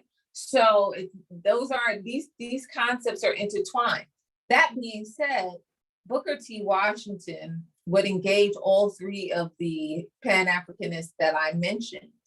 And this chapter right here recreates that moment in time where Pan-Africanism is budding in the world, right? There's a moment where it doesn't exist. And for us, it exists right now, but we question it, right? We definitely question the evidence of it beyond a feeling, beyond a concept, right? So Washington is living at a time where the people who coined the phrase Pan-Africanism are emerging, namely a man from Trinidad who was part of an organization, and his name was Henry Sylvester Williams, okay? He would be the first to use this term, although we know that the concept, if you read the chapter, we know that the concept of Pan-Africanism has always been in existence, even before the word or the phrase was coined, okay? So Henry Sylvester Williams would be the first, as a member of the African Association, to formally use the term. And in line with that, he would establish the first Pan-African Conference, okay? I'm gonna move to that section in a minute, but I wanna give you some context, right? He would be the first through the African Association to hold a organized meeting called the First Pan-African Conference. And that's important. There's a reason why I'm saying it like that. A First Pan-African Conference. So the first organized effort under the concept of Pan-Africanism.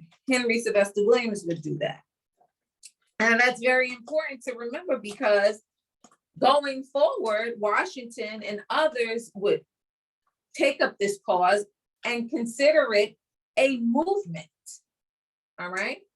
For the first time, in an organized way, in their time, African people were coming together, not simply for the cause, because prior to that, the cause exists, but coming together under this title of Pan-Africanism, okay? It never existed before in those terms, right? So we're looking at the history of the term, so to speak, or highlighting the history of the term. We've been coming together, right? And I'm going to go to that portion of the readings. We have been coming together for a common cause, but not under that term, okay? Not with that phrase to define it. And so this period would be characterized by that, okay? And Booker T. Washington, once notified by Henry Sylvester Williams of the conference, would say that this was going to be a significant conference going forward, a movement of sorts being set on its way, as opposed to just a conference, okay? And he promotes it here in the United States, the first Pan-African Conference, all right? So this chapter recreates this moment in time, and I'm going to scroll down, so close your eyes so it doesn't make you dizzy.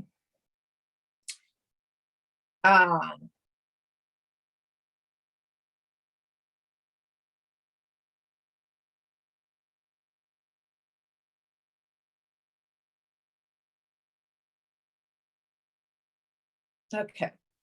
So this moment in time, like if we were to speak of the moment in time that we're living in, was characterized by a number of different things, historical events, world affairs, phenomena, all of that. And also the time was a product of its history at that moment in time, right? So in other words, this little part that I am going to read with you, it talks about those that came before that moment in history that had already embodied the concept of Pan-Africanism.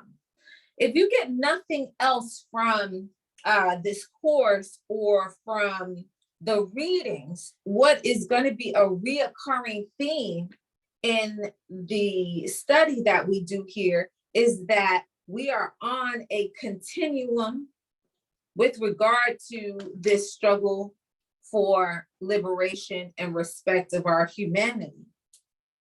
We're not the first, and we won't be the last to engage engage in an organized struggle for respect of our humanity.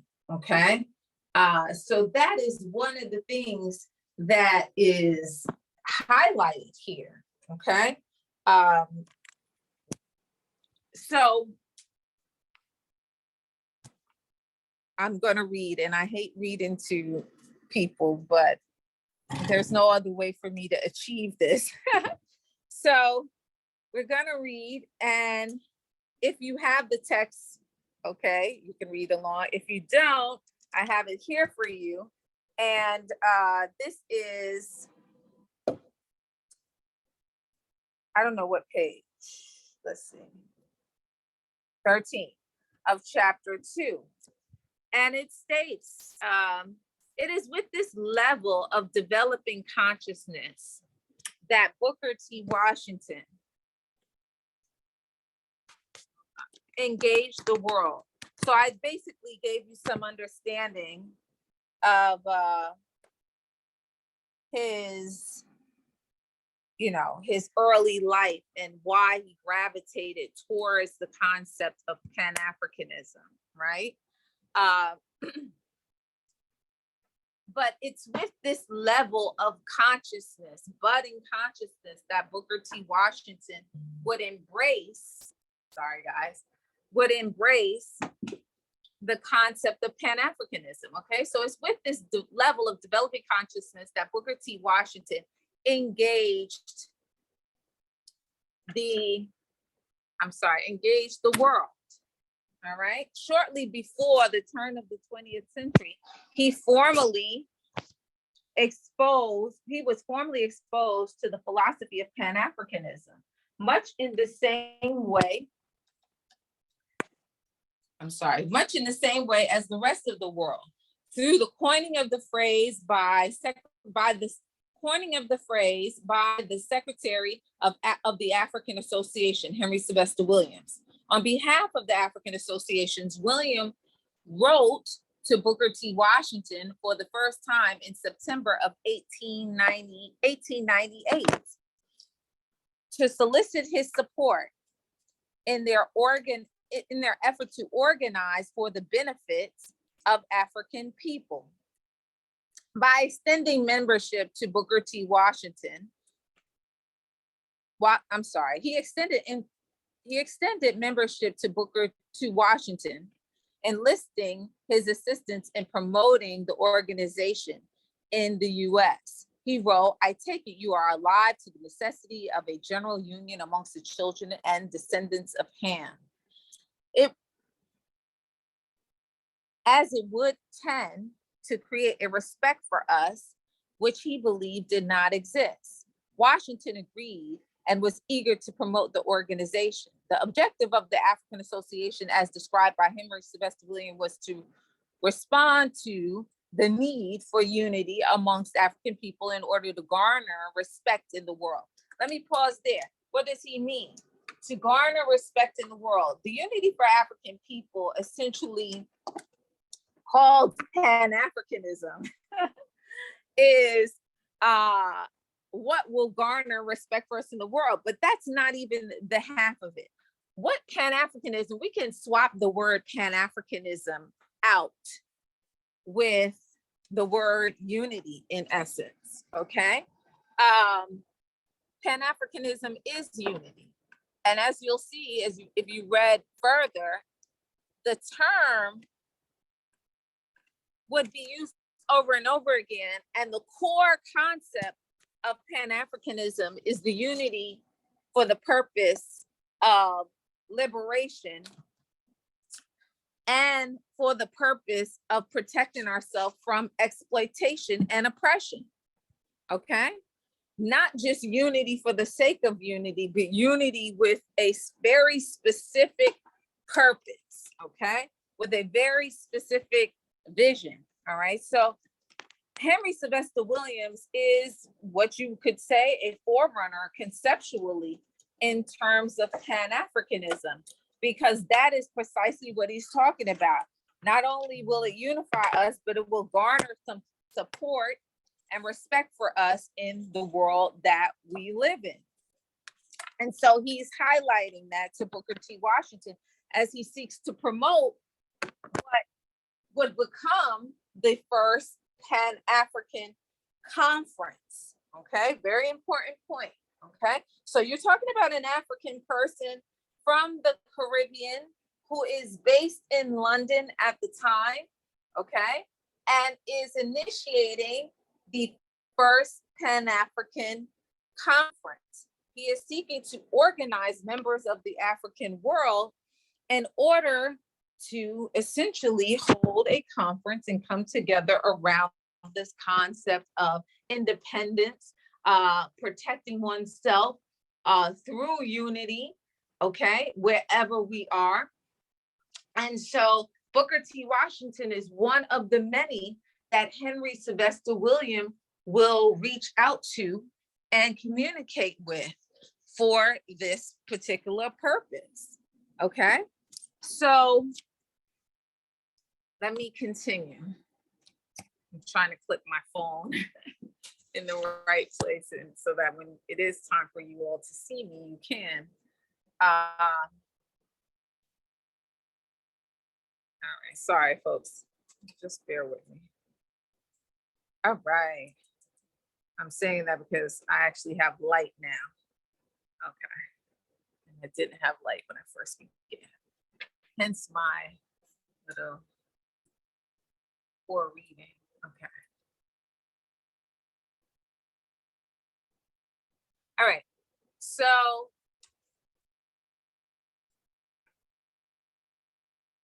the objective, Washington agreed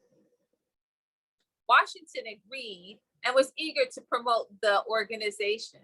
The objective of the African Association, as described by Henry Sylvester Williams, was to respond to the need for unity amongst African people in order to garner respect in the world. The organization would make representation in cases of oppression affecting our people wherever found, okay?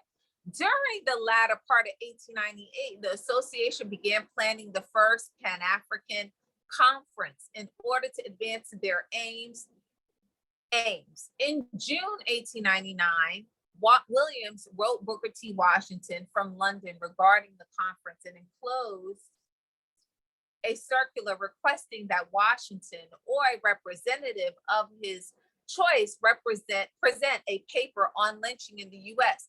I can give you some background information on that, but I'm not going to belabor it. I will keep going because I want us to move forward, and I know I never have enough time. I can go on all day.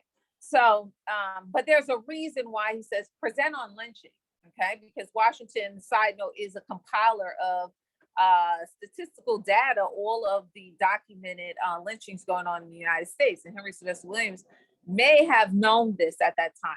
That being said, in the US, Washington accepted the invitation and promised to make it known as widely as possible. So he was a promoter of the first Pan-African conference, which is something a lot of people don't know. He not only promoted the conference through the Black press, he outlined the agenda and deemed it a very important movement on the horizon. The organization's desire to create a body that would foster unification amongst African people internationally was a much needed and progressive endeavor, according to Booker T. Washington, and therefore worthy of his support. Let me just pause there. Let's not get fixated on Booker T. Washington so much, right? In the same way that we use the film, we shouldn't get hung up on Spencer Wells. This is always and only about what these individuals do for the collective. Okay? So you can put any name in there, because one thing, side note, I want to just say is that we get caught up very often with, like, personality cults and all of this kind of stuff. No. What we want to put emphasis on are the people, are the masses, are the whole gang of us, right? Who suffer under white supremacy and culture and AKA racism, okay, and xenophobia. And we want to highlight what they do for us collectively, not deify individuals who are human and flawed and all of that kind of stuff. So don't fixate on him. Look at this as a case study or a course of study around how to better assist collectively African people, Black people who are struggling and fighting in this world just to be human, just to exist as human beings, just to move around the world, the earth as human beings and with dignity. Okay, so don't get caught up on these individuals, be it Spencer Wells, be it Booker T. Washington, be it, Henry Sylvester Williams. Look at their mission, their objective. It is to serve and secure the masses, right? So Washington did not hesitate to promote the conference. Before leaving London, he quickly wrote and mailed several letters to editors of Black newspapers in the US. One of the letters he sent in July of 1899 was addressed to the editor of the Indianapolis Freeman. Washington's objective was to promote the first Pan-African conference to the masses, to African people in America. In his letter to the editor, he wrote the British government's plan to hold an international event where representatives from various countries would gather in London. He explained how the first Pan-African conference could benefit from the assembling of African people already taking place in England. So unfortunately, this conference is scheduled to take place in England, and there is already an event being held by Europeans that can allow African people to siphon off of it in terms of the African presence that will already be there. In connection with the assembling of so many Negroes in London from different parts of the world, a very important movement has been put upon foot. It is known as the Pan-African Conference. Representatives from Africa, the West Indian Islands, and other parts of the world asked me to meet them a few days ago with a view to making a preliminary program for this conference, and we had a most interesting meeting. It is surprising to see the strong intellectual mold which many of these Africans and West Indians possess, okay? Washington deemed the plenary session held in London a success. In his letter to the Indianapolis Freeman, he shared an outline of the proposed agenda for the conference. And with that, he gave his opinion. According to him, it would be one of the most effective and far-reaching gatherings that has ever been held in connection with the development of the race. He's predicting that, okay, as it is being planned. And his words would go down in history because he would be correct. Consequently, he urged as many of our people as possible to do so, to possibly do so, to attend this conference. As the conference grew, Henry Sylvester Williams wrote Washington from London again, asked him to present a paper, this time on sustainability, which will come up, we'll address that. But due to unforeseen circumstances, Washington would not attend the conference at all. Upon notice that he was unable to attend, Williams responded that the Pan-African Committee regrets the cause hindering your presence. In spite of his inability to attend, Washington's belief that the conference would give birth to a movement was correct. Pan-Africanism, as it was emerging in the world, had a message of liberation attached to it. Due to the first Pan-African Conference, the concept of Pan-Africanism also began to develop as a constituted movement, which produced the Pan-African Association. Okay. I'm going to skip that, but I want to go into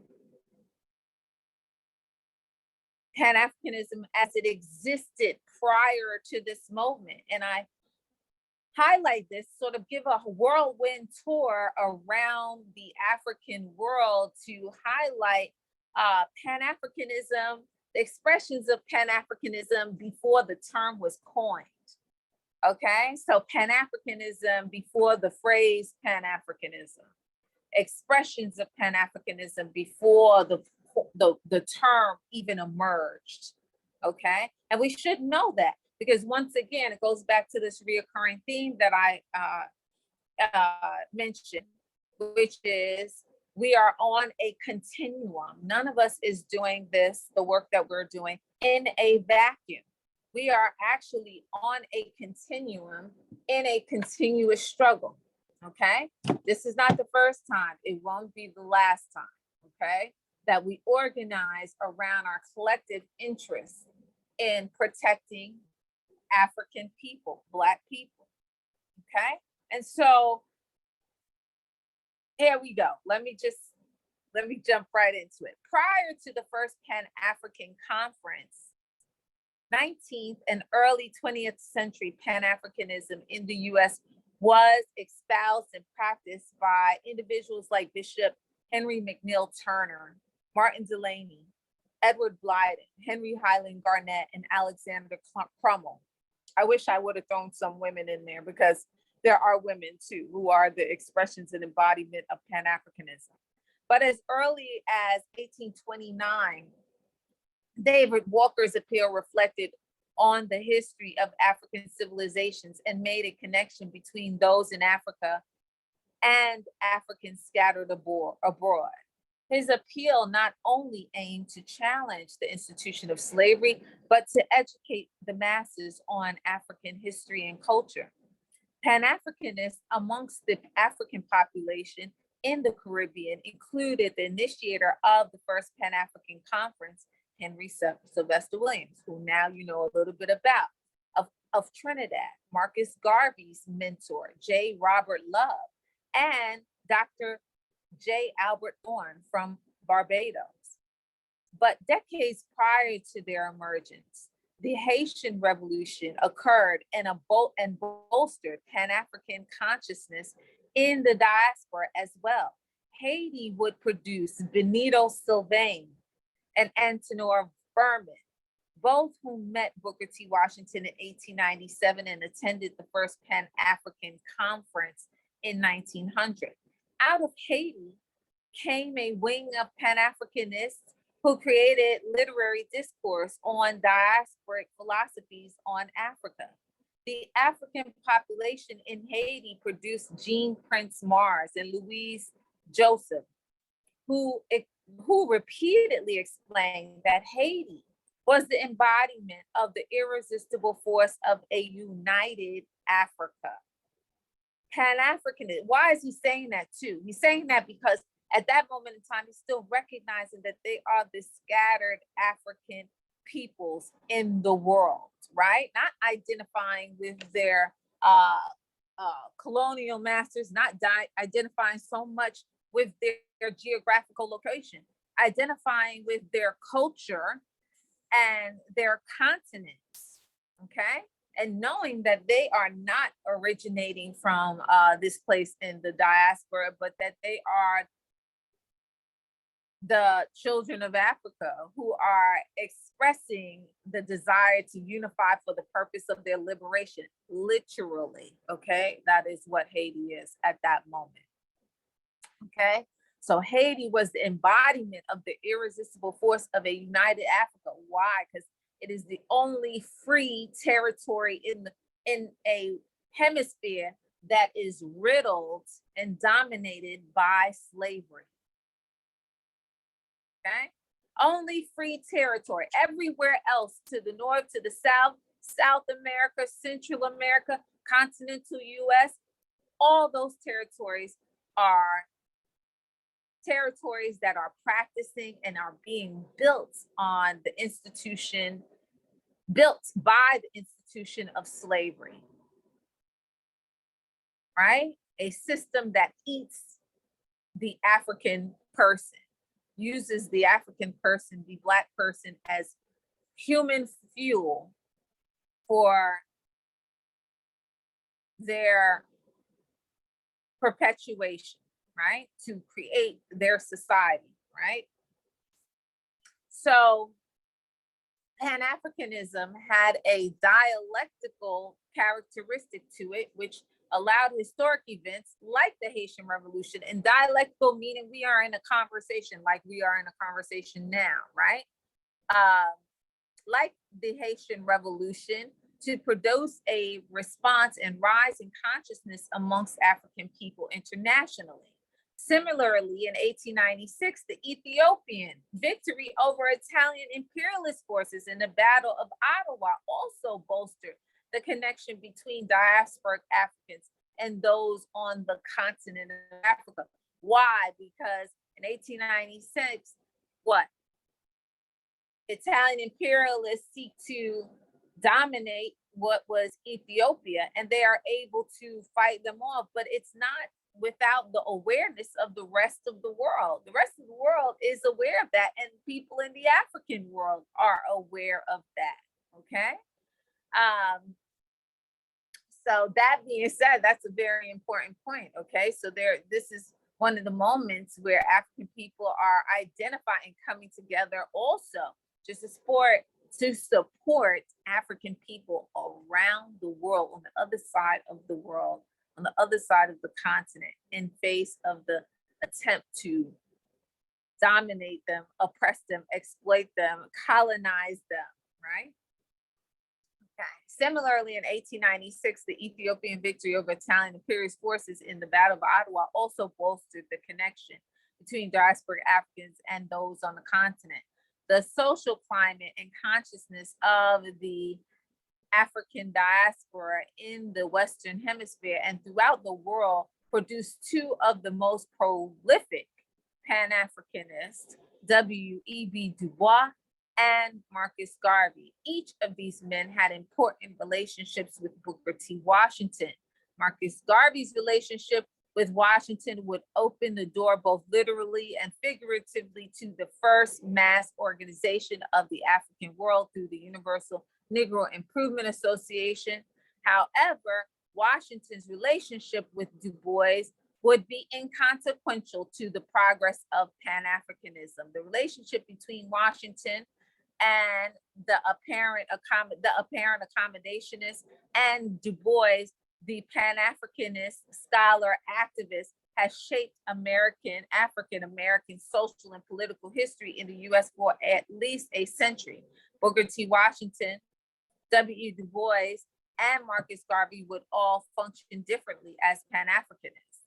The methods they employed varied, but like previous Pan-Africanists, they all had one singular objective beyond unity, which was to advance the plight of African people in the face of oppression. Okay, let me unpack all of that because that's detailed. What I am saying here, in essence, is that all around the African world, all around the world, I can say the African world because the world is first inhabited by African people if you watch the film, okay? The Journey of Men, you know that African people, Black being our natural characteristic, the world is inhabited, all the world's indigenous people are in fact Black, okay? That being said, in light of our new dilemma, and it is new because African people, Black people, humans, which are synonymous with African, have been on the earth for 200,000 to 300,000 years. Europeans have only been people who are distinctively characterized as white, even though we know that doesn't exist either, right? Nobody's really white. Have only existed 700 to 800 years. Okay? This phenomenon where Europeans who are experiencing scarcity create a construct to marginalize other people in the world called racism, white supremacy and culture, has only existed for the last 500 years or so. Okay? And so this process of creating an organized response to white supremacy and culture expressed as racism is new in the world, right? Because we're very old, we're 200,000 to 300,000 years old. But it's not new in the sense that once we are fighting this struggle, we right now are on a continuum. We have been fighting for the last 400 to 500 years, right? And so this right here, what we are doing is sort of a roll call about that time, about that history of struggle, organized struggle, which we can talk about as Pan-Africanists, okay?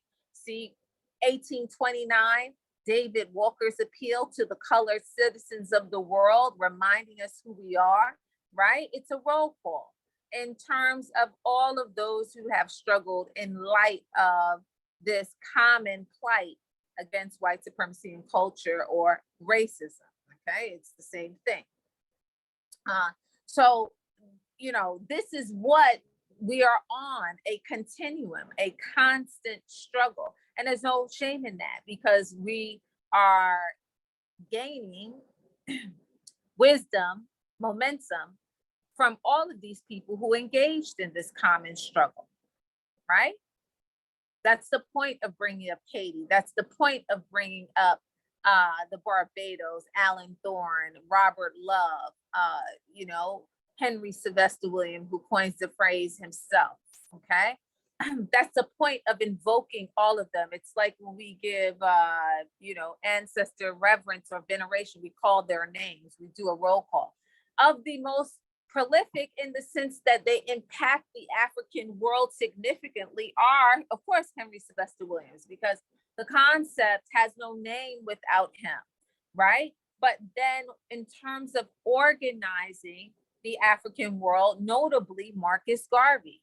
Marcus Garvey would establish an organization called the Universal Negro Improvement Association, and he would in effect be the person who initiates the largest Black nationalist and Pan-Africanist organization the world has ever seen.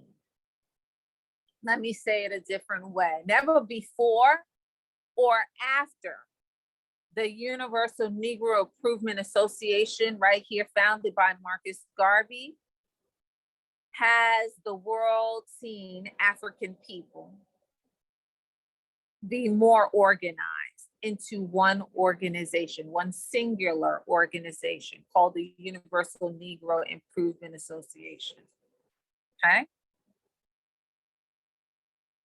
So Marcus Garvey, inspired by Booker T. Washington, if you finish the chapter by reading Up From Slavery, informed by the work at Tuskegee as a result of 8 Jamaican educators who come to Tuskegee and see the 44 industries at play there, because Washington's philosophy is independence through industry. And so Tuskegee had 44 industries in practice on its grounds, on its campus of the Institute.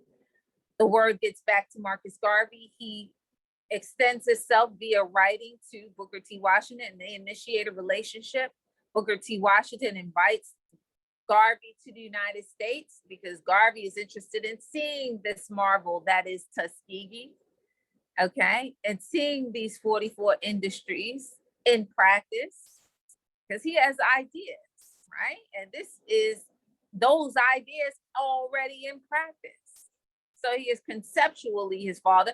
Garvey organizes and creates the Universal Negro Improvement Association after the Tuskegee model. Not my opinion. He writes as much to Booker T. Washington in his personal papers. If you want to know about that, go to the section where I break down their relationship.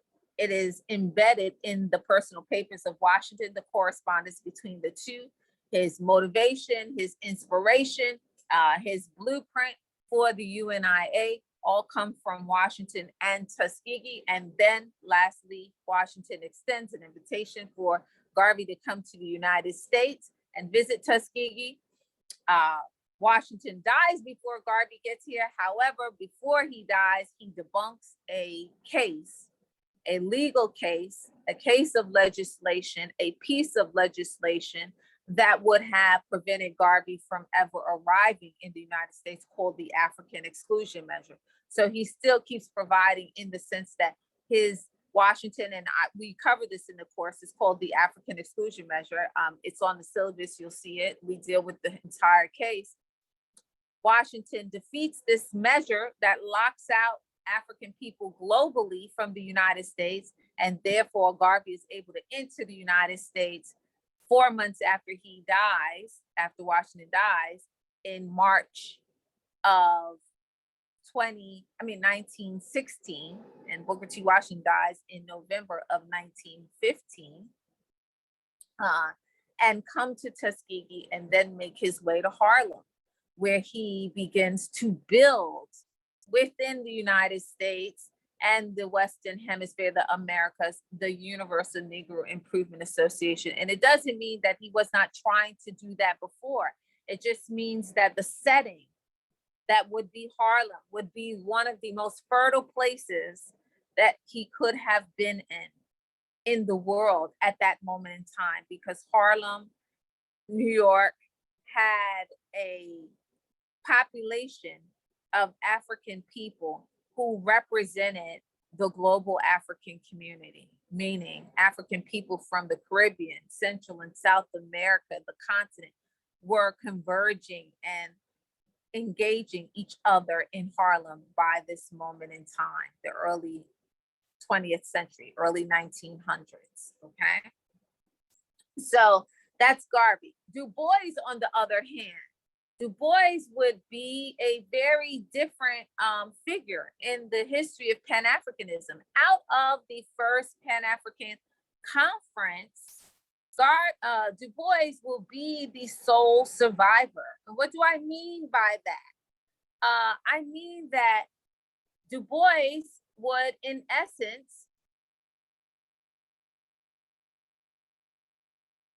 I'm gonna stop there. Du Bois, in essence, was the youngest person at the 1900 conference, first conference on Pan-Africanism, the Pan-African Conference that took place in London that was spoke of. He was the youngest one there. And by 1919, 19 years after that, he would be the only one living, okay, who attended that conference. He would still be the embodiment of the vision and the mission that existed for us in the desire to unify for the purpose of protecting ourselves. And he would initiate the Pan-African Congresses. Very important fact. First Pan-African Conference, 1900. The first Pan-African Congress, which, sure, it is a conference, but they are continuous congresses. It is continuous. And we are going to look at the resolutions for the 1919 Congress and the 1945 Congress, one of the most important of the Congresses, which would be the setting through which African leadership on the continent would assert that the unity on the continent was more important than their individual unity, and assert total liberation of the African continent for the purpose of unifying collectively. It would be the setting through which Nkrumah, Jomo Kenyatta, Robert Mugabe, and others would assert that independence and liberation of the African continent was inevitable. It would be on the African continent that we would see the highest expression of Pan-Africanism. So little old Du Bois, the embodiment of this vision for unity, not just out in the wilderness of the diaspora, but on the African continent, creates a body, an organized entity, a think tank, so to speak, whereby it becomes the platform for African leadership to come together and assert that continental unity is the strongest expression of Pan-Africanism. Okay? And with that attitude is what gives life to 1962, 1963, the African Spring, so to speak, where African nations take back their countries in 2 years. 17 African nations take back their country from imperialists in 2 years' time. It actually is a historic moment. And if it were not Africa, we're talking about it, but the world would be talking about it, right? We took our liberation back to the chagrin of the rest of the world who needs to exploit Africa. But were it not like that, were it an Arab Spring or Eastern European Spring or a South American Spring, where their nations rid themselves of imperialism almost in a blink of an eye, no one would ever stop talking about it, okay? But yes, back to Du Bois. Du Bois would be the brainchild, so to speak, behind, or the conceptual father behind such a think tank known as the Pan-African Congresses. And that is great and wonderful and unique given who Du Bois is, okay? Because he is a very complex individual, and so is Booker T. Washington, also a very complex individual during his time, okay? So I'm just gonna highlight little points. You'll have to jump in and read the chapter on your own if you have not already. Can I get the time check? Because I can't see the time as I go through this. Can I get a time check, the administrator? Oh yes, it's now 7 minutes. What time? It's now 23 minutes to. So you have exceeded with 7 minutes so far. So it's 12. It's 12 what? Yeah, it's 12:37 on your side. Okay, that's what I want to hear. All right, thank you. All right. All right. Okay. So,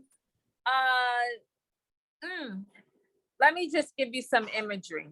This is the conference that I'm talking about with regard to Marcus Garvey seeing Tuskegee. This is an actual image from the Tuskegee archives that shows the first international conference on the Negro at Tuskegee. This, in fact, was Washington's Pan-African Conference. He opens up the 44 industries at Tuskegee to the African world and encourages members of the African world and administrators and anybody connected to Africa to come and see Tuskegee's 44 industries for the purpose of carrying and bringing that information and its practices back to the African world, but most notably to the African continent, okay? Washington would be known in practice for exporting the Tuskegee model to the African continent and the best practices or the best practices or aspect of our practices at Tuskegee in these industries to the African continent, specifically in African communities around the world. He's not asserting supremacy in the sense that we have the golden key, so to speak. However, he is saying, here, we have perfected something, okay, in mastery of our industries, and come and look and as we open them up and take back what is useful to you, okay? He understands that the industries are nation management capability. And so he's seeking to do that for the African world. I might get more into that, but I'll leave it at that for now. That being said, just for those of you who don't know what Du Bois looks like, here's Du Bois. There's a little picture of him, a young W.E.B. Du Bois. A very young Dr. Du Bois, initially a family friend and mentee of Washington, Booker T. Washington. Later, Du Bois became Washington's chief critic. He founded the Niagara Movement and NAACP, a proponent of Pan-Africanism and direct protest, who pushed for social and political rights in the U.S. So that was very young Du Bois. Notice I'm not getting into our regional issue here in the United States. There is a lot to be said about this Booker T. Washington and Du Bois thing, pseudo conflict. I'm not going into that because if you read the chapter, you know it is in fact a pseudo conflict, okay? Not an authentic conflict. Du Bois admits this himself. And so, you know, you have to read that, okay? Marcus Mosiah Garvey, the founder of the Universal Negro Improvement Association, who launched the first mass organization of the African world from his base in Harlem. And you know how he got to that base in Harlem via an invitation to come to the United States and see Tuskegee, given to him by Booker T. Washington, okay? And he would launch, never before or after, and we should be a little salty by the never after, has the world, African people, Black people, ever been more organized under one organization? This individual would do that with wielding the power of one particular industry, although he endeavored to establish itself in many industries. That industry would be the printing press, okay? Printing. He would master the printing press, which would allow him to single-handedly almost organize the African world via his paper known as the Negro World, okay? It is through the Negro World that we come to understand our collective plight more intimately. It is why African people in Jamaica would know about the coronation of Haile Selassie, okay? Because it is featured on the cover of the Negro World. What irony, if you understand the history of Jamaica. And Marcus Garvey just recently made a national hero. He should have been a national hero 100 years ago, and the nation of Jamaica. However, he is the person who does that. Okay, we can only aspire to organize ourselves. And yes, organization is key. Organization is important. Organizations are the vehicles through which we change things. This is part of the reason why you're in I Love Black People, because we know individual efforts are good, individual efforts are wonderful, but organized efforts are powerful and impactful. And so Garvey is able to organize the African world, the Black world, with the use of the printing press. The Negro World, his paper would be in every dock and port where there was African people internationally. Okay. And it would be in at least 40, and there was at least 47 chapters of the Universal Negro Improvement Association in the Western Hemisphere, notably in the United States. Just to give you a little context, Marcus Garvey's organization, the Universal Negro Improvement Association, would be the organization that Malcolm X's father is in and organizing through. Malcolm X's father and mother were both in the Universal Negro Improvement Association, and that is how they met and are able to produce Malcolm X and his brothers and sisters, okay? So they were already an organized, a consciously organized African family. Sorry about that, consciously organized African family, okay? I'm gonna stop there. I wanted to go to the clip, but I wanna do a little Q&A. So I'm gonna stop that. Did I stop it? Yes, you did stop it. Okay, all right. Speak again, because I'm trying to do something. I'm trying to get my camera. I moved everything so much. Okay, can you guys see me? All right, good. All right, okay. So I want to do just a little Q&A. I hopefully can do it. All right, so I want to do a little Q&A really quickly, and take questions. Hello, everyone. Hello, hello, hello. I think I'm just, all right. So I'm going to stop there, even though that's not normally where I stop. Thank you. What is this, Denise? Okay.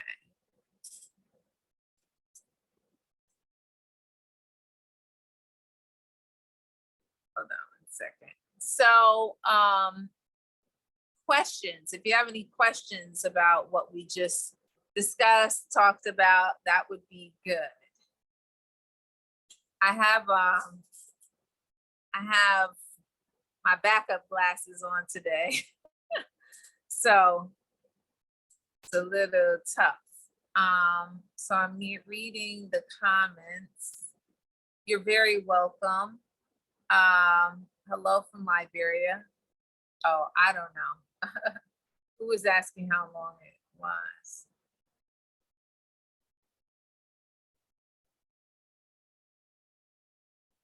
Yes, I appreciate the efforts of younger generations too. Let's see something. My lighting is so bad. It's like blinding me.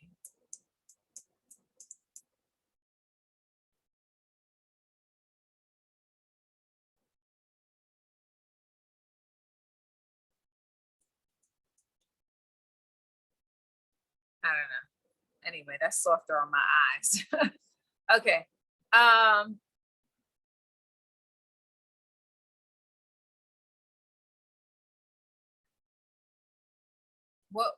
What was some of William and Washington challenges in structuring Pan-Africanism? Oh, so very important. Structuring, I don't know if that they were seeking to structure Pan-Africanism, but structuring the struggle, right? How to address our common plight.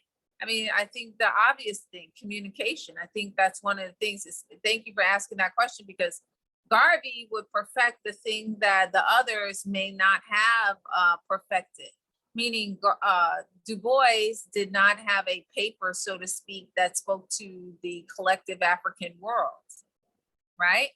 Although he would go on to be a significant figure in the history of Pan-Africanism, Garvey and Washington, he attempted to do something similar. He's writing about Africa. He's writing about the Congo specifically, if you know the history of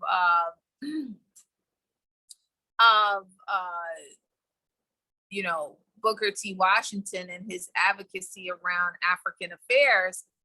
You know that he is writing and he's talking about Africa. However, he does, while there is a printing press at Tuskegee, that is not what he is producing in terms of work, okay? He is using the Black press domestically to address our condition repeatedly, but he is not using one singular paper. So I would say that is the challenge, that neither one of them, Du Bois or Washington, had a singular vehicle that was as powerful as Garvey's vehicle, which was the Negro world, okay? It was his ability to speak to the global African community via one paper. And let me just say this, it's so great to understand the history because he does that, but he's not a hater, right? He's not a hater, because if you know the history, and I touch on it, and we'll deal with it in chapter 4, he is also distributing someone else's paper, which is Duzé Muhammad Ali, who had a paper called the African Times and Orient Review, okay? And that Duzé Muhammad Ali is born in Ethiopia, based in Nigeria, distributing the Negro world and his own paper, and Garvey is doing something similar. So the biggest challenge, I would say, that Du Bois, and when you say William, I'm assuming you're talking about W.E.B. Du Bois, and Washington faced was just communicating with the global African community, you know, and now we can do that with much less effort. I think that's such a significant thing, okay? that we can speak to what we're doing even right now, right? That we can speak to Black people, African people around the world with a lot less effort, right? We're kind of like collectively linked together through technology. So let me just see. There's not a lot of questions. I much appreciate. Okay, thank you. A lot of gratitude here for the information. Thank you so much. I'm glad you appreciate it. Please keep the documents as we move forward, because some of them will be historic documents that will be probably hard to get anywhere else. So you just, I mean, not that you couldn't get it, but you have to go through, you know, a little effort, right? And maybe pay a little bit of something, buy a book here or there, buy documents online, right? I certainly have an idea we need to be provided with a presentation in soft copy. Oh yeah, sure. I will appreciate the soft copy of the presentation be given to. Thank you. Yeah, so you have a copy of the text, and in soft copy, I'm not sure what you mean, but right, books you watch in Pan-African for peace and unity in Africa based on their records. I mean, well, they're attempting, right? They're attempting, right? And what we should establish is that why we talk about these individuals is so that we're not reinventing the wheel. We're looking at their strategies, their tactics, their methods, and we are building on them, right? Building on what they knew and learned and extending it to and revising and remixing it for the nature of our struggle that is still going on, right? So there's a lot about our struggle that's different, but there's a lot about our struggle that's the same. Our lives are still in question and threatened in this world in general. And so that's one of the things that we are fighting against, right? I Love Black People is meant to eradicate racism and xenophobia, and we're leveraging technology to do so. And so the point of that, why do we do it? For preservation of our very lives, right? So that we can create safety for us wherever we are, right? I didn't get back to the Journey of Man and Genetic Odyssey, but what you should have gotten from that film is that we are human. We are the human beings, if I dare say, on this earth. Where is it that we shouldn't be able to go on this earth and be safe? Nowhere. Okay, so that is the work that we're doing. That's the work that we have to do.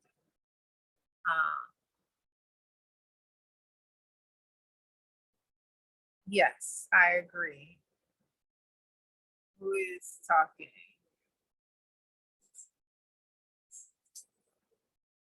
Obadiah, I think I'm reading your name right. I am because we are, right?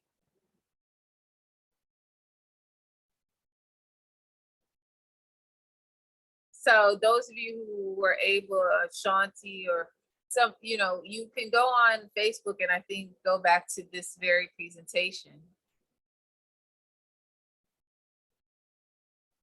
Okay, there was some communication with admin to let people in. All right, Gambia is on board. Yes, I see you. Hello. It was 4:47 at that time in Gambia. Hello, hi, Obadiah again. Thank you, Nicole. All right, so I think there was no, immediate questions that were posed about the work. So I hope you all got something from that.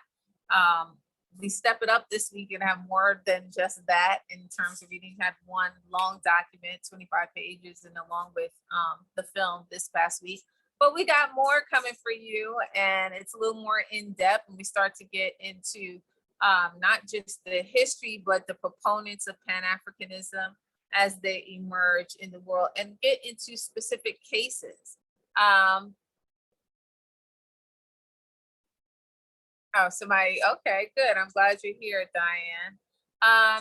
So one of the things that we're going to cover is just understanding the actual cases one of the common rebuttals around Pan-Africanism and even certain organized groups in the Western Hemisphere talk about, well, what has Pan-Africanism done for us? Pan-Africanism hasn't done anything. Who cares? You know?